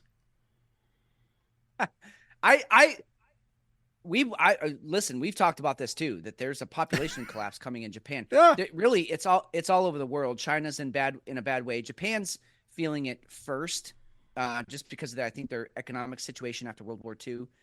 But listen, we are not far behind. And when I say we, I mean the United States, the Western world in general. We're headed for a population collapse too. I'm part of the problem. I chose, when I was 12 years old, dude, I decided I wasn't going to have kids. And I don't know. I know the thought process that I had, but I don't know why I got to the point of, I had never even, obviously I was 12. I hadn't even had sex yet. I didn't even know what that was all about. I knew the process, but I was like, nope, my genetic line ends with me. I just made that decision as a child. Right. And so I'm part of the population collapse, because I'm, I haven't had any kids. I never will have any kids. And, but it's coming. And I just, and leave it to the Japanese to be like, okay, we have a problem. We're going to make an app around that. And it's basically a dating app, except that it's not, it's like a one night stand app. Yeah. That's absolutely what it is. The new app, unique in its rigorous verification process, is expected to require users to submit documentation proving they are legally single. Users must also sign a letter affirming their willingness to get married. Government involvement in dating isn't usually in Japan, where municipalities often organize matchmaking events. I had no idea that they did that, but I guess that's a thing. And while it is common to Japanese dating apps to ask for income details, Tokyo's app is set to go a step further by requiring a tax certification slip. Oh God. Taxes are tied to this? I mean, it's because you want to see what the annual salary is, right? All the cards are on the table. Is this person, or is this a pauper or a prince? Is this somebody who I want to go to bed with and I want to make babies with? That's really what it comes down to. I'm actually fascinated by it because it takes a lot of the bullshit out of it, right? If you were going on Tinder or you were going on Bumble and all those kind of things, I don't know, Nothing But Fish, whatever, you're stuck in it. It's about dating. This is about increasing the population. This is about matchmaking people who should come together. Of course, you're leaving out like the magic part of it, right? Is there any chemistry or not? Yeah. But you're getting down to this. Is this going to be a good match that, is this somebody that I can actually have a future with versus, getting Tony the meth dealer down the block, but he's got a big, dick. I think I find it fascinating. I'm glad I'm not in that position, but it's fascinating. Yeah, same. And it's so like 100% like traditionally Japanese that they would just let's just break it down to the numbers. Okay. Oh yeah. Straight to the numbers. Right. Let's get down to the numbers, brass tacks. Can we make this work? Tinder and Bumble and I want to start an app that is what did you call it? All of the fish or something? What'd you call it? Plenty of Fish. I think that was it's Plenty of Fish is the name of it, but you called it something way cooler. I think we need to start that app. Whatever you call it, we should start that app. But any of those, listen, we're all superficial, whether you want to admit it or not. Absolutely. There has to be something that gets you to cross the room. I've had plenty of women tell me that I'm just too short. Like I can have a great job. I hate that. I can be making plenty of money. I have a sculpted body, but I'm only 5'8". And so that's the same thing as me saying, well, your tits are too small or your ass is too fat or whatever. We're all superficial when it comes down to like actual sexual attraction. But when you're talking about like, let's make a family, let's have a partner, a business partnership. Does my job mesh with your job? Can we actually start a family? Good for the Japanese to be like, hey, let's meter this all out before we even, spend money on a martini. Let's figure out if we are financially and life compatible, and then we can start with the, let's go fuck. Well, and it's brutally honest. I mean, it's brutally honest. This is the way it is. I'm fertile. You're fertile. This is what you're getting if you marry me. Right. I mean, that's scary. I get it. But they're also Japan is also in a dire way. Yeah, they really are. So I absolutely get it. And I wouldn't be surprised if, they, if it's something that actually takes off. Very interesting. Well, and if it does, well, then we have a pretty solid answer for what the rest of us need to do in the next 30 years when we're going to hit that same population collapse. And I mean, again, it goes back to Thanos. Like, maybe population collapse is exactly. I mean, listen, the natural order of things is if a rabbit population explodes too much in an area, well, they eat too much, and then half of them starve, and the population goes back down to what it should have been in the first place. Right. You have these, these rise and falls, these sine waves of populations. And listen, when there's a lot of vegetarians around, I don't mean people, I mean like like the animals, a lot of herbivores around, and their population explodes, then the predators and the apex predators, everybody gets more food also, so their population explodes. But it's a resources game, and yeah, it's always this balance. Exactly, it's a balancing game. And if Japan just figured out something here that could sort of bring things more into balance, or perpetuate the imbalance so long that it has to collapse, either way, I don't see this being necessarily a bad thing. What happens? And we've probably talked about this. Maybe this, I don't know. We're going significantly off-roading with this, but that's okay, I think. I'm a big believer in balance. I'm a big believer in Mother Nature is going to do what Mother Nature wants to do, and with the Earth, and fuck everybody. It's not going to matter. That's why one of the reasons why I don't believe in climate change. I don't believe in a lot of this stuff that's going on. It's going to shrug things off and start over. It's totally cool. We're screwing with stuff that seems to me like the natural order of things is for birth rates to start dropping because we're out of line. Right. And I don't think it has anything to do with climate. I don't think it has anything to do with that. It's going to be a little hokey. I'm going to say it though. I think it's nature adjusting. But we're going to come up with modern solutions to mess with Mother Nature. And it's going to be fascinating to see who wins.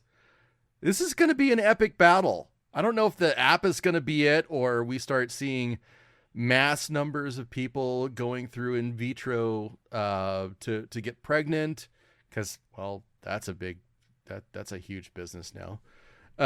It makes me wonder. That puts a thinking cap on, and I'm really interested in seeing what happens, because we're gonna fight it like we do everything, or try to make money off of it. Yeah, and not to try and sell my EMP idea anymore, but I mean, we would instantly be back to survival of the fittest. I mean, that would only serve to strengthen. Goddamn right. Absolutely. The pink and blue haired people probably wouldn't make it through that. I mean, they would make it through the EMP, but not the next 6 weeks. Well, they're not going to procreate. Months. We figured that out. Right. So just saying, another argument for it, I guess. So the Amazon. I love this story. Speaking of apps. Oh God. Yeah. So, New York Post article. A reclusive tribe in the Amazon finally got hooked up to Elon Musk's Starlink, only to be torn apart by social media and pornography addiction. I can't tell if this was a hit piece on Musk, on the Amazon's altruism, or what. But this was fantastic. Everybody in the all these tribes, everybody in these tribes is basically forgetting about foraging for food, the greater good of the tribe, and they're watching TikTok, Instagram, and jerking off. That's what it comes down to. So we basically, I mean, they're the newest American colony then. We're now Americans. We should just colonize it and call it good. Yep. Yeah. So it's funny that you bring this up. I really wonder, like, what the steps were, like what things happened to give these people access, to give them the technology that could access the Starlink. Because I mean, the end result is, how ridiculous. How unbelievably ridiculous. But somebody had to tell them, number one, there's something out there that can do this. Number two, I can get it for you. And number three, I want something in return. Like, what? I don't know what the payment system was there, but somebody got this to happen. There's a guy, his name is Paul, and I can't remember his last name. Starts with an R. I can look it up actually. He's been on the Lex Friedman podcast a few times. and he's this dude that was like just like a normal guy, and life was hard for him here in Western civilization, and he did some adventuring around the world and just found his way down to the Amazon, and just like fell in love with it, and to the point where he is maybe the world's like leading conservationist for the Amazon rainforest and stopping the clear cutting and all of that. Which, again, I am so the climate change scam is so ridiculous. But one thing that I do want to stop is deforestation. I mean, that's the answer to so much carbon in the air is more trees, and we're cutting down the trees, and that's definitely a problem. Right. Especially in the Amazon, because again, how many species are we devastating and decimating, and how many cures for cancer and all of that. But anyway, this guy's like a fucking he's just amazing. I think he's from like Jersey or New York or somewhere. He's just Paul Rosalie. And he like lives out in the jungle, and he's had a few encounters with like literally people that have had no contact. These and there's estimates like as high as like 700 to 900 tribes are out there in the Amazon that have never seen a Western human. I mean, they're out there literally living in the Stone Age still, and just doing what they do, living off the land, competing with the animals for food, and living in harmony with nature. And that to me gives me some hope, because there's like, even if that EMP did go off, there'd be people around that still could just like keep it going. But anyway, he just gave a fascinating interview to Lex Friedman, and it's worth listening to. It's really good. He's makes some really valid points, and also you learn a lot about the rainforest and what's going on out there. But this tribe that got a hold of the Starlink technology, I'm going to say that this is not one of those tribes that's like uncontacted. Clearly, I mean, somebody had to come in and say, "Hey, this technology is available," and not only that, I can give it to you. And so but still, kind of a fucked up story. Honestly, you just ruined these people. They're just gonna sit and jerk off all day. And we do have a Hefe sighting also. we do have a Hefe sighting. How's it going, Hefe? That's going. Speaking of jerking off all day. Yeah. Exactly. Great entrance. How we doing? Good. We were just talking about Amazon, our tribes in the Amazon who are suddenly getting access to the internet, and now they want to be on social media all day jerking off. I saw that. Oh, it's irresistible, man. Yeah, because it feeds into our most instinct, Yeah. I just can't wait to start seeing different tribes, and they're wearing, some have like BDSM outfits on, a lot of leather, gimp masks and stuff, and then you got another one over here dressed as a furry, and then you got another dude over here who's trans, and then you've got other stuff going on over on the other side of the tribe, and it's just a fucking free-for-all, when it could have just been, let's go gather some nuts and berries, let's go fish, get impale a monkey on a bow and arrow, and let's go eat. But it's just going to be a sex fest now in the middle of the Amazon. Right. Amazon sex swings are going to be happening. It's going to be fucking fantastic. You could get a pretty good swing going on those huge trees there. I would think so. Can you imagine Tarzan? Tarzan doing what? Naughty stuff? Yeah. Yes, I can. Perfect. Hefe, how has your last hour been? The whole night, the whole week really, it's just been a shit show. It's been really bad. I did okay on Thursday, I think, but Wednesday, Friday, and tonight, just brutal, real bad. So summer is here. It is. is here. People start sucking or just not showing up at all. I didn't tell you guys. I almost got stuck here on Sunday night because we had 3 8 o'clock dealers and 3 10 o'clock dealers coming in, right? And the 10 o'clock ones are the ones that go till 8 a.m., the graveyarders. And okay, all 3 8 o'clockers and 2 of the 10 o'clockers called out sick. So there's 1 10 o'clock dealer, and we need at least 2 dealers because that guy's got to get a break once in a while. I can't just have 1 dealer on the table. right. So it was very iffy as to who was going to stay with him until at least 7 a.m.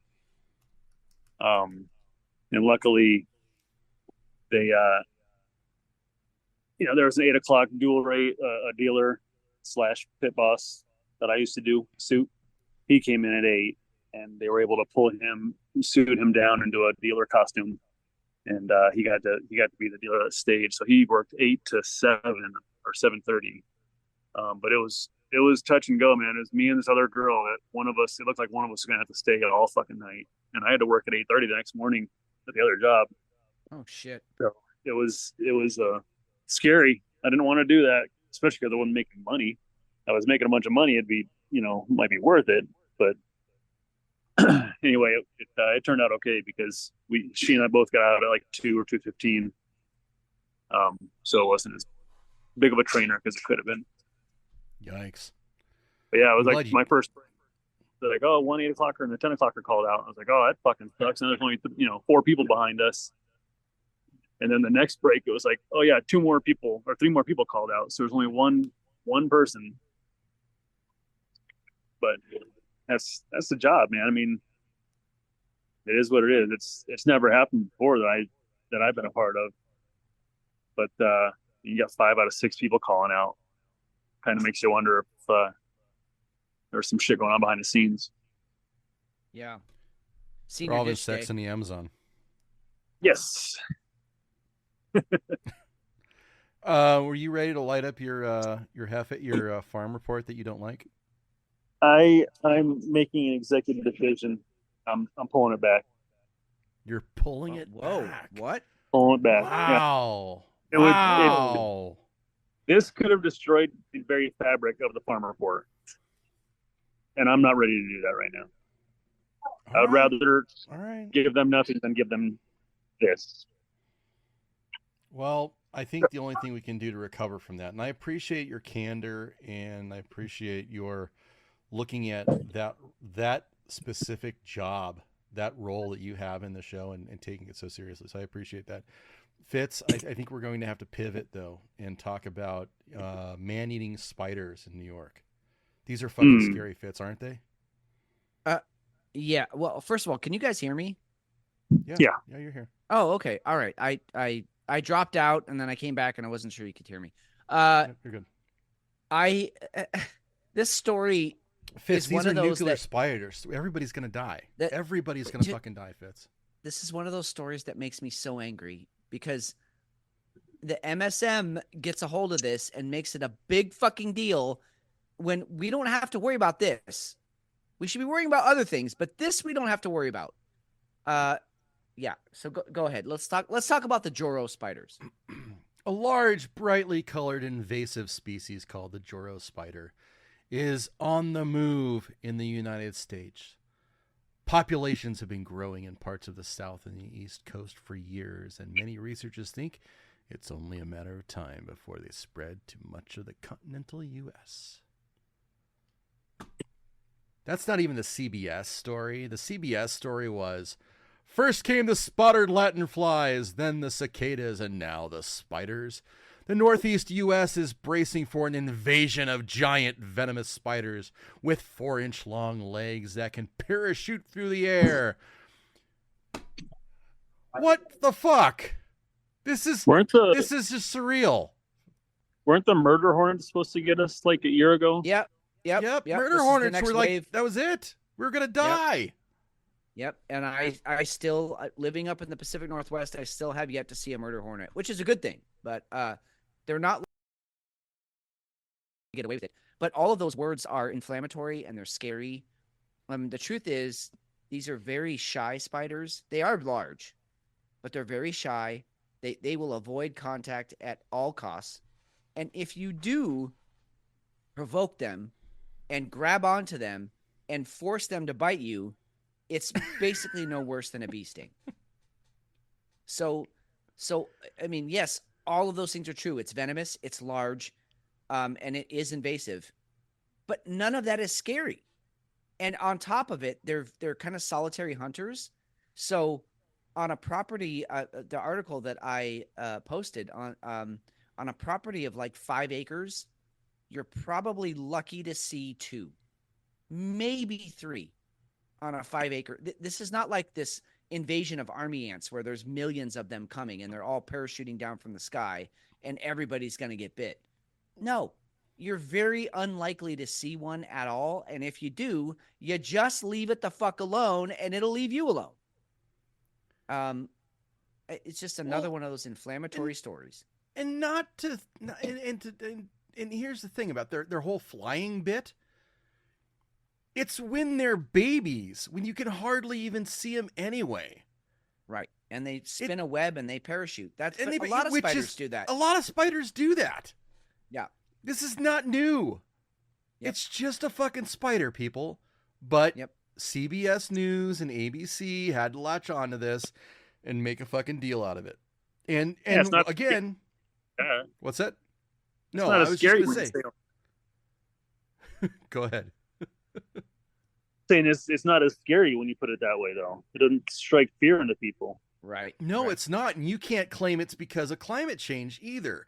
Because the thing that's getting buried in all of this is that the main reason is that now they've got a hospitable environment because of climate change.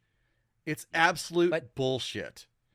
But they're native to Japan, and specifically northern Japan, where it's 25 to 30 degrees Fahrenheit in the winter.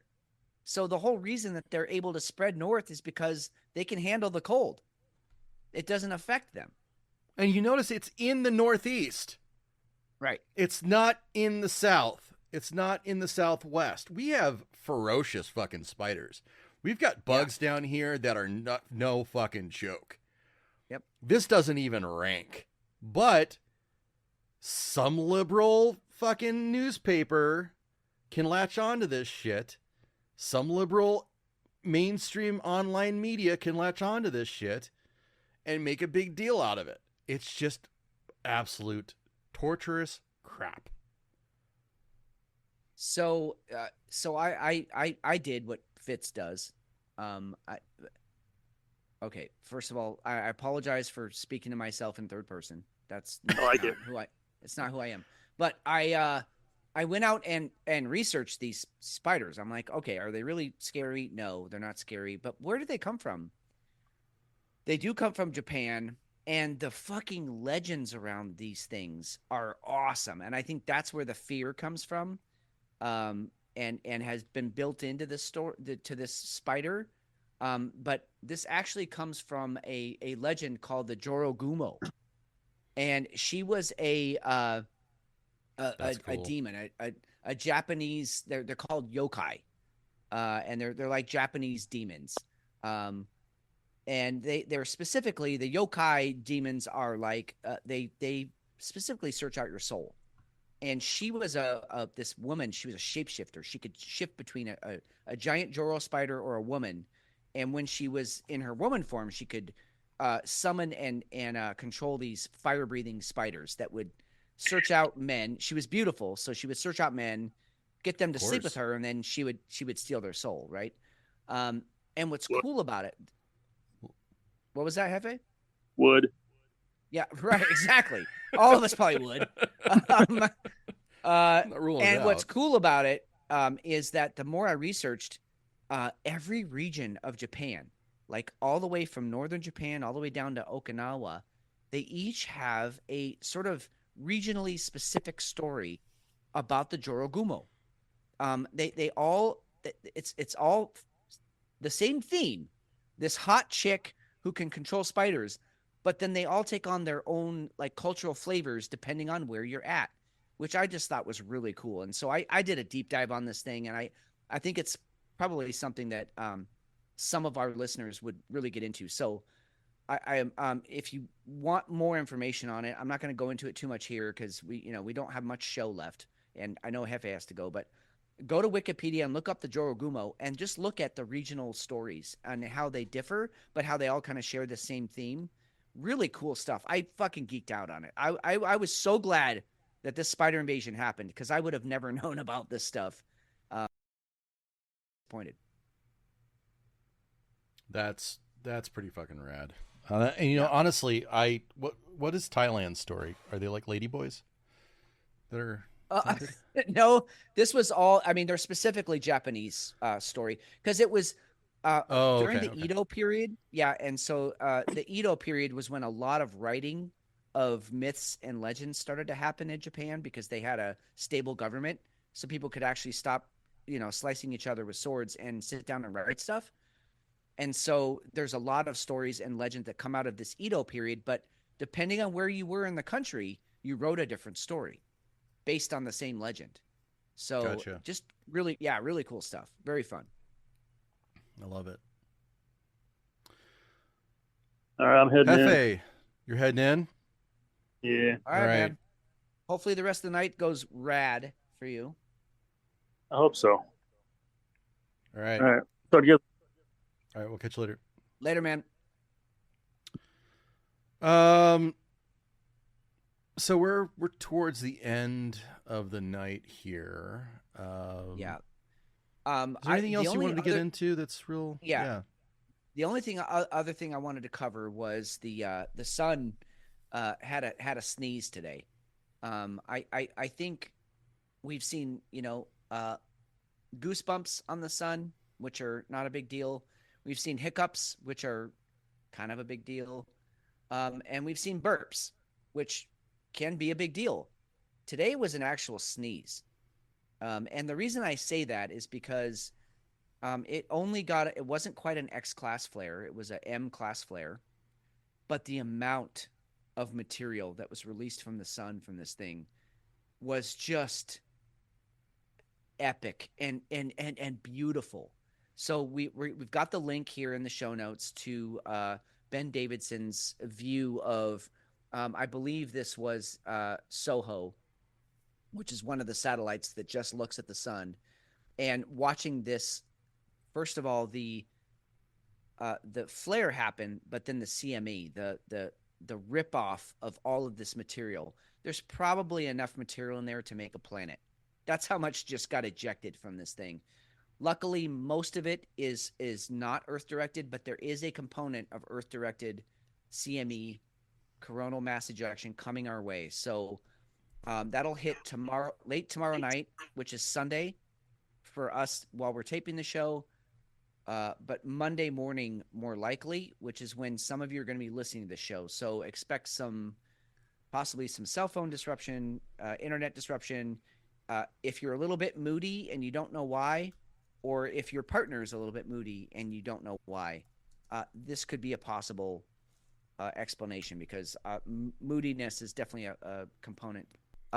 Anyway, so if people around you, coworkers are moody, family members, this could be a possible reason why, because it's a tremendous amount of energy being poured into our atmosphere, and it has to go somewhere, and part of that goes into us and our magnetic field. So cool stuff. Go look it up because it was one of the most beautiful and awe-inspiring ripoffs of the sun's coronosphere, that outer layer.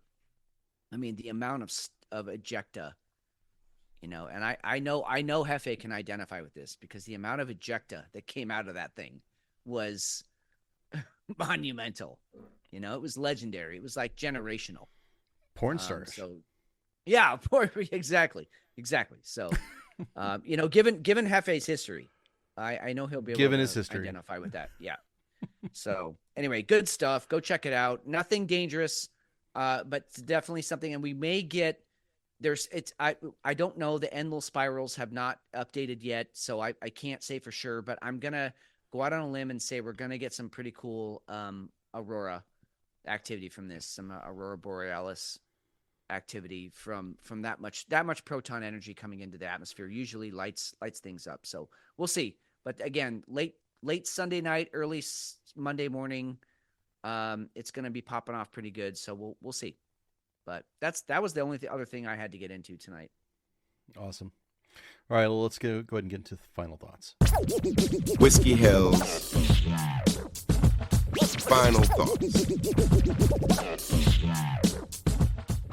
Fitz, my final thought for the night is going to be based on our show tomorrow. We're going to be teaming up with Semi Skeptic Pod again.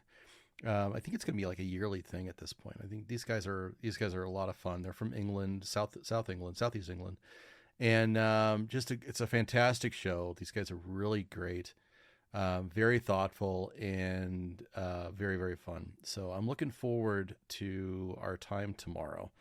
The things that I want to bring up is obviously I want to know what's going on politically there. I know we're going to talk about politics here, but I'm hoping that some of our doc from tonight and the last week can come up again, because I kind of want to push the deception point when, for what we see is important versus what's actually going on. So I think it will be fun to be able to talk about the Joro spiders, how noise, we didn't even get to this one. Noise makes people fat. There's so much that's happening that it would just be, I think it'd be fun to go ahead and have some fun with those guys on those. So that show is going to come out well after our Monday drop. So if you guys, please check them out. It's a very fun show. So and they're so quintessentially British, and I mean that in all the best ways. I mean, very funny, very smart, dry, dry, but also like, hey, what they're telling us is not the truth. Yeah, absolutely. And I, that's why they're kind of I've been calling them our sister show. They're kind of our sister show. Number one, because they kind of have two main hosts, but also because they're across the pond and they get a totally different view of the world, from that European, sensibility. So anyway, great friends of the show. We're friends of their show, and it's fun to do a collaboration like this. So yeah, I'm looking forward to it too. The only thing I can't decide is if I'm going to drink, because of the time difference. It's going to be noon here for us and 8:00 for them. I can't decide if I'm gonna drink, because if I do, I'm going all in. I'm doing shots. I'm definitely going to be drinking. I won't be doing shots, but I still have some heavy hitters. Yeah, I've got some heavy hitters downstairs. I'm loaded for them. I got a 17%er downstairs for it. Holy shit! Fuck you! All right. You're gonna call down the thunder. Let's do this. Baby. I'm drinking. All right. I'm drinking tomorrow at noon. We're gonna do drinking. It up. Hello. We're gonna do it up. So. Yep. Okay. What are your final thoughts? Final thoughts. I'm not gonna say anything new here, but this week was a confirmation of all those things that we already knew. Biden sucks. Fauci sucks. They're going to try and manufacture more diseases for us to be scared of. They might even pepper in a spider outbreak here and there to scare us also.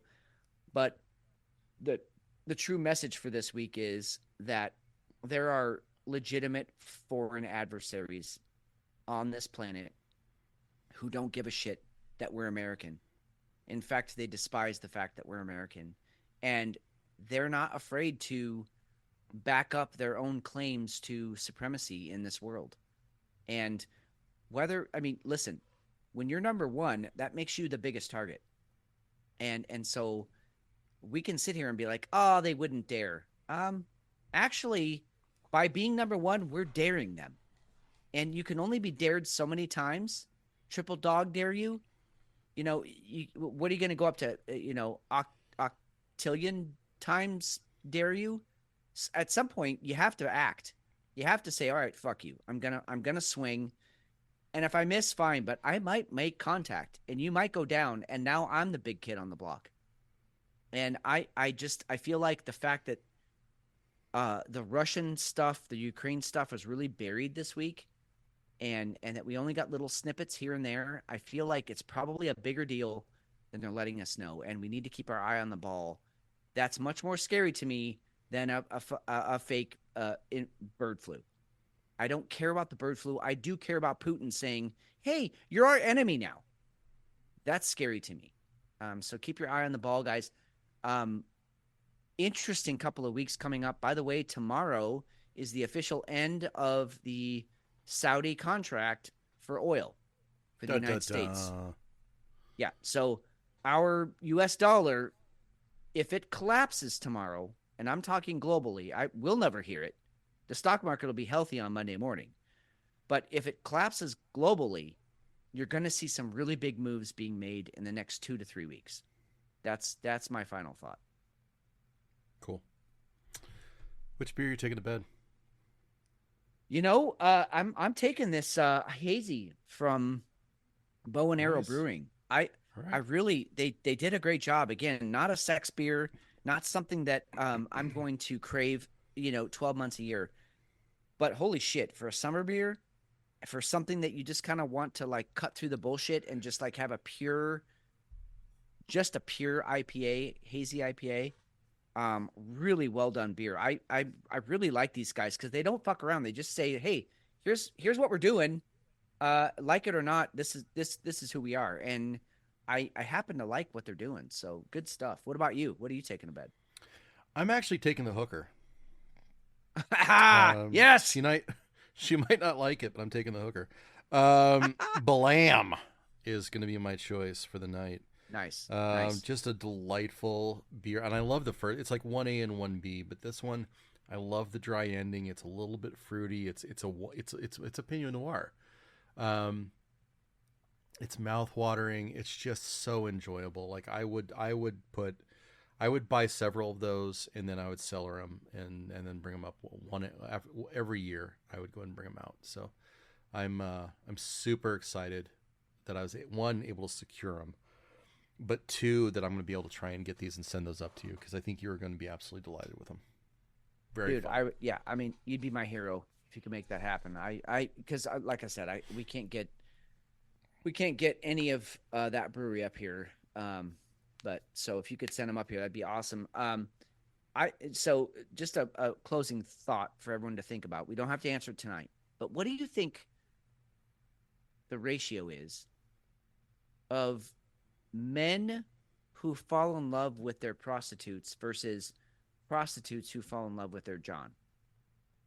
Because you just fell in love with that beer, but that doesn't mean that she loves you back. Like, right. This might not be a happy ending for you. Huh. Right. Because like you're thinking like, all right, we can run away to the Caribbean together and my pension will support us. And she's like, I don't want to just be supported. Like I want Lamborghinis and shit, bro.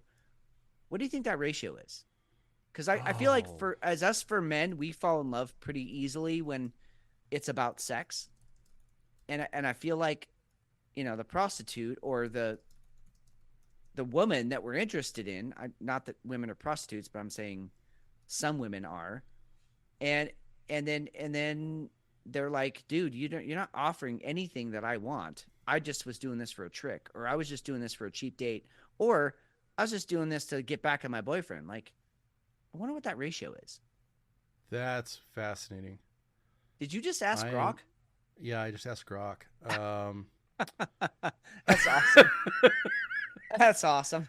I have no idea, but it has to be high. It has to be high because the whole reason you're going to a prostitute is because you're not getting something. And yeah, it might be sex, it might be release, but there's also going to be I haven't used a prostitute before, so don't get me wrong.